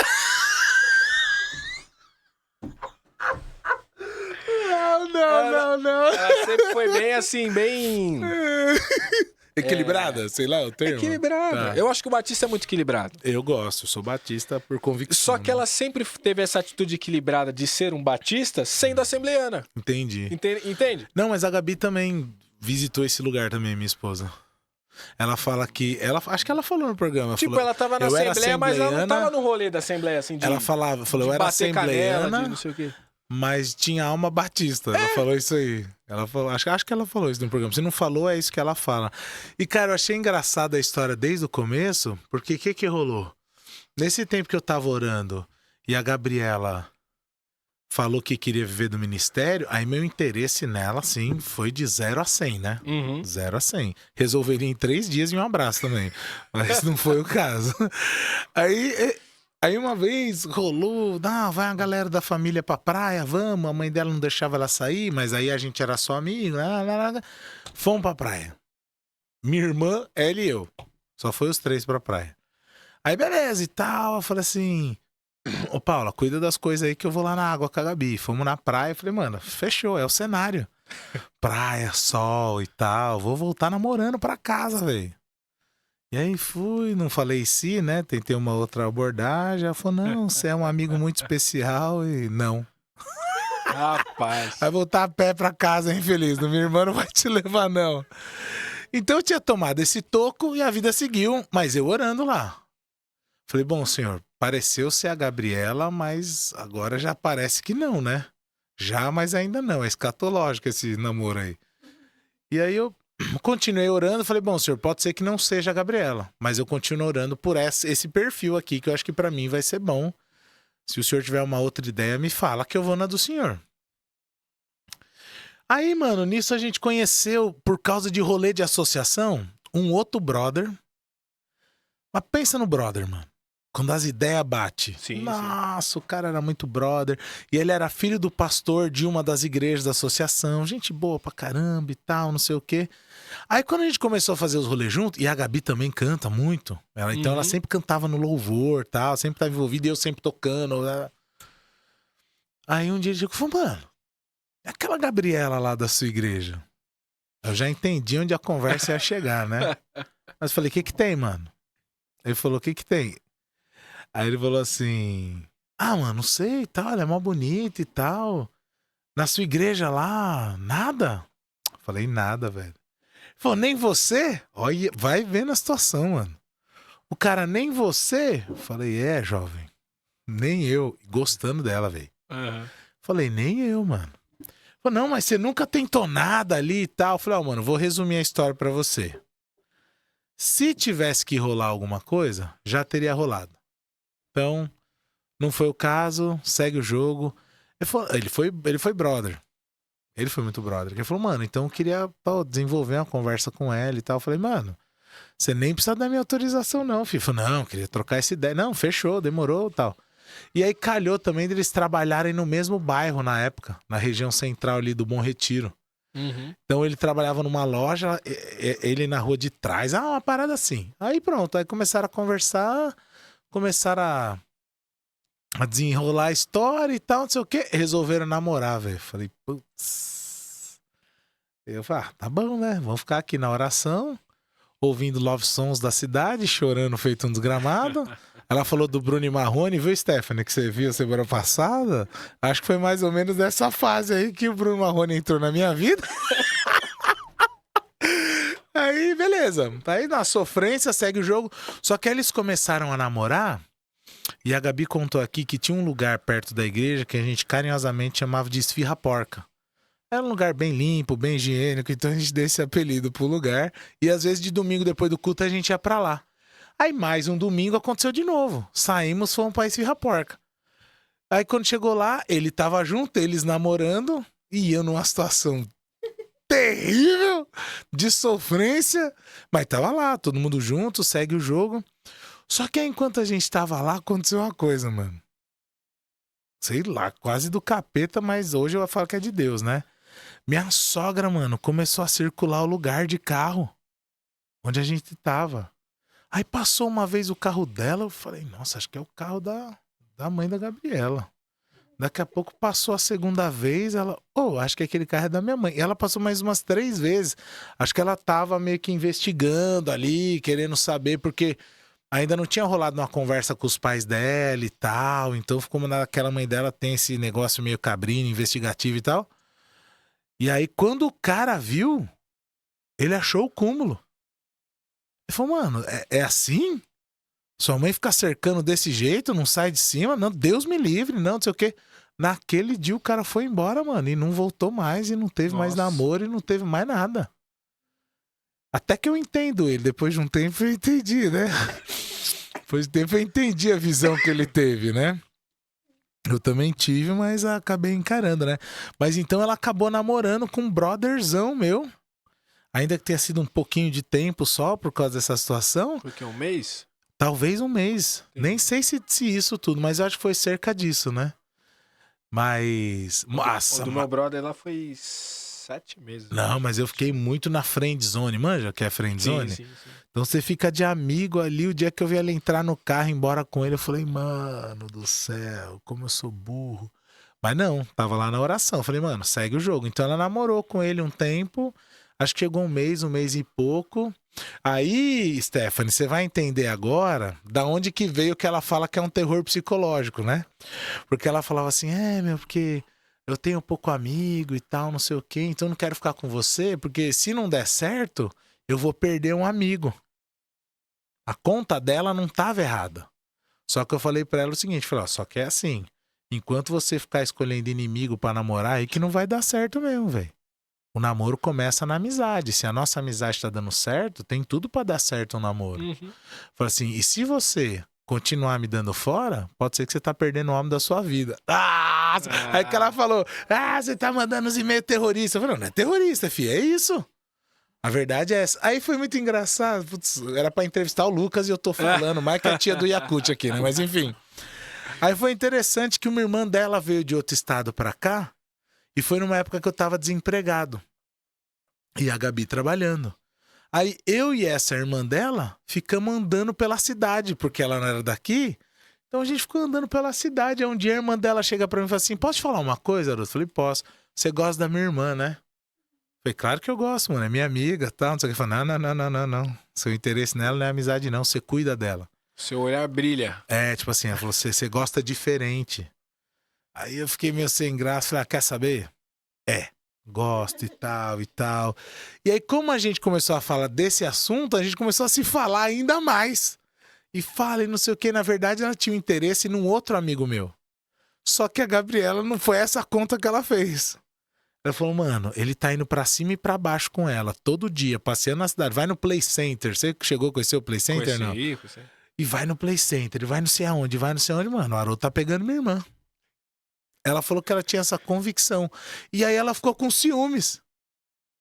Falei: nossa, tá com ciúmes do quê, velho? Não entendi. Né? Não namora com amigo, não sei o quê. Tá com ciúmes do quê? Aí, mano, aí que eu fiquei mais com a irmã dela. Teve um dia que nós tava na casa da Gabi. Fomos lá pra lanchar. Também era um lugar que a gente ia depois do culto, né? Mas era um sábado, acho que era um sábado à tarde que a Gabi tava em casa. Aí a Gabi falou: gente, vou tomar banho e tal, não sei o que, beleza. Aí quando ela falou, a mãe da Gabi: a gente vai fazer uns lanches, vai lá na padaria comprar um pão. Aí fui eu e a irmã dela. Fomos na padaria. Mano, quando a gente tá saindo, chega a Gabi de carro, quase dando um cavalo de pau, com o cabelo molhado. Vim buscar vocês. Falei: nossa. Assim, do nada. Falei: não, a gente quer voltar conversando. Mas o assunto era ela. Mas ela não sabia.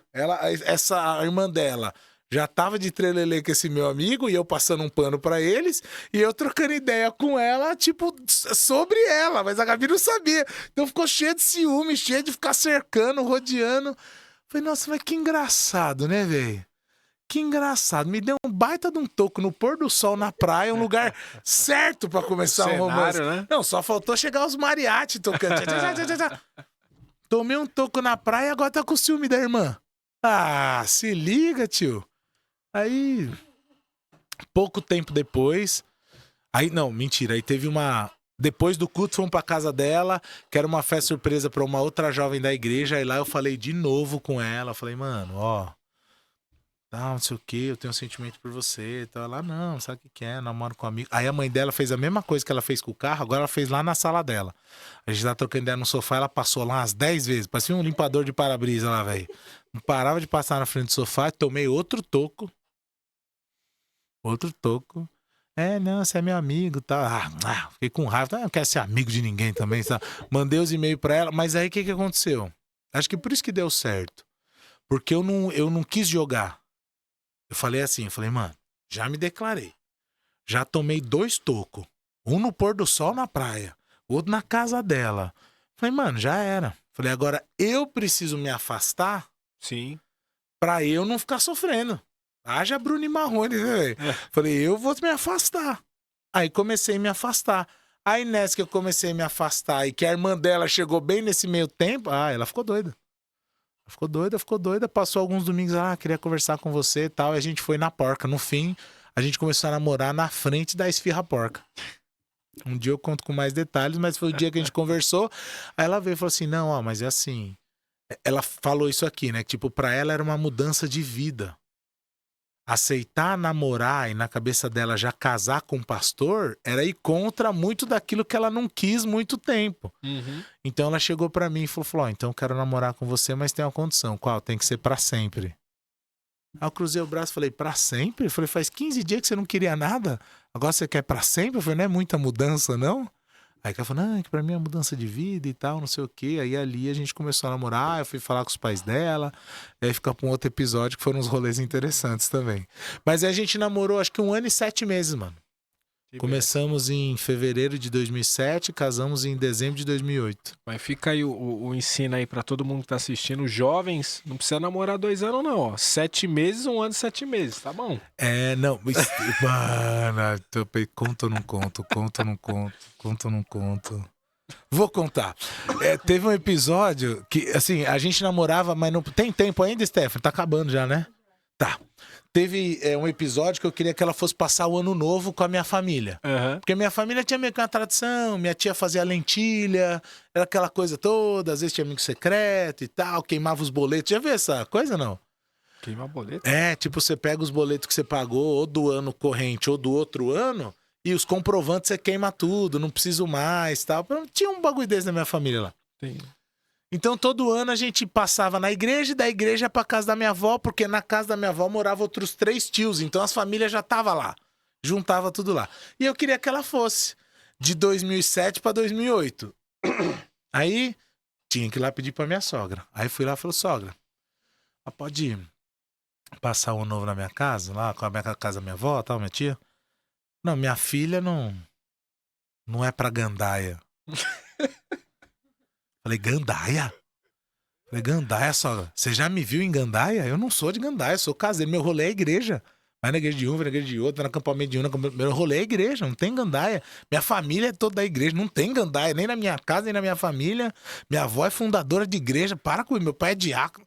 Passei todo pedigree lá, todo currículo. Ela, não, minha filha não vai, não. Eu falei, poxa, mas eu sou namorado dela e eu queria que minha família conhecesse minha namorada. Porque como a gente não podia sair, a gente só namorava na casa dela. Uhum. Então eu ia pra lá, era o tempo de acabar a novela, acabou a novela, tinha que ir embora. Era esse o rolê. 9 horas da noite. Acabava umas 10, né? Então o horário era mais ou menos isso. E aí, esse era o rolê. Mas na minha cabeça, né, era tipo assim, mano, se esses são os termos da sua família, a gente tem que respeitar. Se você quiser que mude os termos, você tem que mudar com eles. Os termos da minha família, eu negocio com a minha família. Sim. Agora, a sua, você negocia com a sua, não tem o que fazer. E aí, meus sogros não mudavam isso, então era isso. Queria namorar, é isso. Então, não, queria que ela fosse passar. Eu falei, não vai. Poxa, mas minha família, não vai. Aí minha sogra pega e solta uma assim. Em quanto tempo você pensa em casar com a minha filha? Falei, mano, e agora? O que eu falo agora? Né? O que tá passando na cabeça? Tipo, candidato no concílio, né? O que tá na cabeça da pessoa que tá perguntando? Eu falei, não sei. Eu falei, e se eu falasse pra senhora que eu quero casar daqui uns 5 anos? Ela, 5 anos é muito tempo, né? Vai ter muito ano novo ainda pra você poder levar ela pra conhecer sua família. Ela falou assim, olha, eu não queria que essa conversa acontecesse agora, né? Mas já que o assunto surgiu, a gente vai fazer isso mais pra frente, mas a nossa ideia é a seguinte, olha, a gente vai ficar noivo em fevereiro, em dezembro a gente casa, e o próximo ano novo a gente vai passar onde a gente quiser, sem dar satisfação pra ninguém. Rapaz, é o quê? Vai casar com a minha filha sem falar comigo? Eu falei, não, veja bem, foi o que eu disse pra senhora. Eu queria falar numa outra ocasião, num outro jeito, num jantar, mas já que o assunto surgiu de outros ano novo, o próximo já não vai ser. Ela falou pro meu sogro, fala alguma coisa. Aí teve uma outra conversa lá com o meu sogro, e aí o argumento foi bom, mas não adiantou. Gabriela não passou o ano novo comigo aquele ano. E de fato, 2008, 6 de dezembro, nós casamos. Onde nós passamos o ano novo, eu não lembro, né? Mas eu lembro da história que precedeu o ano novo de 2008. Então, as regras eram bem rígidas. Imagina, meu sogro pastor da Assembleia e tal. Então, Sim. a Gabi contou aqui que quando ela foi pra Batista, pro meu sogro foi quase que uma traição, assim, né? Tipo, traiu a fé da família e depois ainda foi. A mãe, os irmãos, foi todo mundo pra Batista. Meu sogro ficou meio que sozinho lá na Assembleia de Deus. Bom, são histórias das nossas vidas aí. Eu nem sei porque eu entrei nisso tudo aí. Acho que é porque as histórias apareceram muito, né? Sim. Tanto de criação na igreja, de crise, até o jeito de encontrar a esposa, velho, da Assembleia e tal. Glória a Deus. Lucas. Mas isso aí eu tinha aprendido com meu pai, que minha mãe também era assembleana. Também? Nossa, eu não, cara. Eu tô tentando lembrar a história dos meus pais aqui. Tá falhando aqui o HD. Mas eu acho que eles conheceram na Igreja Batista já. Não, sim, porque minha avó, por parte de mãe, é fundadora da Igreja Batista do Morro Grande, se eu não me engano. E meu pai já era batista da Igreja Batista da Vila Iório, é mais ou menos da mesma região. Eu vou trazer meu pai aqui um dia pra ele me contar umas histórias que eu não lembro bem. Será que ele lembra? Se eu não lembro, não, ele lembra, sim. Mano, muito bem. Voltando pra graça. Voltando não, nós não saímos da graça de Deus, né? Isso foi manifestada a graça em todas essas etapas da vida. A Né? multiforme graça de Deus, né? Se manifestou quando nós encontramos nossas esposas. Sim. Agora, caminhando mais pro final, mano, tem algum livro que você possa indicar pra galera aí que queira conhecer mais sobre Deus, ou mais especificamente sobre a graça aí que você pode indicar pra galera? Sobre graça, eu iria na perspectiva do amor Uhum. em 1 João. Ok, livro da 1 Bíblia, João, isso livro aí. da Bíblia. Livro da Bíblia. Ok. Um livro que eu tenho lido dos últimos anos pra cá, eu digo que eu tenho lido que eu uso ele até como consulta, né? Não só Olha, como que um legal. livro de ler, e aí já é quase um livro para pastores lerem, né? Aham. Embora que o título é sugestivo, né? É Psicologia Pastoral. Psicologia Do Pastoral. Jamiel Oliveira. Ah, eu já ouvi falar desse livro. Acho que ele é até da CPAD, mas eu É nunca da li. CPAD, Da CPAD, exatamente. né? É um livro que eu gostei demais de conhecer. Eu vi na biblioteca do MISPA, inclusive. Uhum. Conheci ele lá, depois eu comprei pra mim. MISPA é o nosso seminário aqui da região, gente. Isso, nosso seminário teológico. E através desse livro tem sido muito bom pra mim. Pra consulta, que pra legal. parte de juntar a psicologia com a teologia e fazer Ah, aplicações.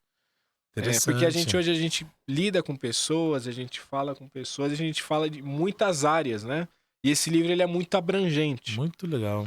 Então, para consulta, principalmente, não só para leitura de conhecimento, mas até para consulta ele tem sido muito bom.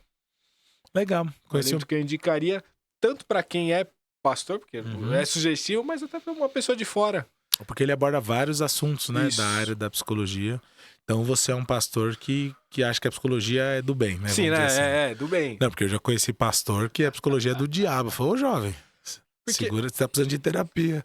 Porque o conceito da psicologia, né? É a forma com que o homem lida com o mundo, né? Tem pastores que são contra, eu conheço mais contra a psicanálise, né? Que é a questão do homem consigo mesmo, do eu, né? É um rolê interessante. O eu interior. Esse debate aí é bom. Aí a galera já fala, não, psicanálise não é de Deus e tal. Uhum. Mas agora, psicologia é a relação do homem com o mundo. Eu acho que a gente tem que abordar, né? A gente acaba abordando. Interessante. Um dia eu vou trazer psicólogos aqui, vou fazer uma série só com psicólogos. Acho que tem o pastor Paulo, que ou ele é psicanalista ou psicólogo, né? Paulo de onde? Da Igreja Batista Jardim das Oliveiras. Ah, Paulo Dias. Pastor do Max? Isso, pastor Ok. do Max. Max também, quero você aqui, hein, Max? Vamos combinar. Max é fera. Max é bom demais. Que ele é psicanalista? Ou ele é psicanalista ou psicólogo. E psicanalista é o que você falou que é do diabo, não? Não. Ah, olha lá, tá gravado, eu não tô hein, dizendo Vou pedir o VAR. Mas a psicanálise... Tem pastores que são contra a psicanálise Por causa do eu, né? porque os caras já não lidar gostam consigo mesmo. do Freud, É, né? por causa de Freud. É Freud. Psicanálise é Freud. E né? às vezes, cara, sabe o que eu falo? Às vezes troco ideia até com o psicólogo e a treta já foi feia. Que eu falei assim, gente, eu entendo você colocar num processo onde a pessoa tá perdida no eu dela lá, você fazer ela voltar pro eu, certo? Mas agora que ela achou o eu, tem que mandar o eu pra cruz. Essa é a treta da psicanálise. Uhum. Porque ela coloca o eu lá em cima, então eu já conheci pessoas que o nego saiu da terapia achando que era Deus, velho. É eu, é minha vontade, é do jeito que eu quero, na hora que eu quero. Falei, onde começou isso aí? Não, meu terapeuta falou, dá um rodo nele, velho. Porque isso aí não tem nada. Não, ele é cristão. Eu falei, não interessa. O que ele tá falando não tem nada a ver com o evangelho. Porque esse seu eu aí, ó, que acha que é tudo do seu jeito, na sua hora lá, é ir pra cruz, filho, todo dia. Não concordo. Falei, problema seu. O evangelho é isso. Aí, por isso, que dá umas tretas, como você bem colocou, mais com a psicanálise às vezes. Mas um cara que eu conheci, inclusive, quando eu fui lá fazer o curso de liderança avançada do Haggai, tinha um pastor lá do Sul que falava que não. Eu falava, como não, mano? Psicologia é uma ferramenta. Ele falou, não precisa da psicologia. Ele falou, é só você ir direto para a Bíblia. Você não precisa usar psicologia para depois dizer o que a Bíblia diz. Vai direto para a Bíblia. Eu falei, fundamentalismo! Deu um oi aí para nós. Mas então, isso dá até uma sugestão para de repente o pastor Paulo falar psicologia e a graça. Como é que a gente legal, conseguiria, é uma boa... Não, dá um debate.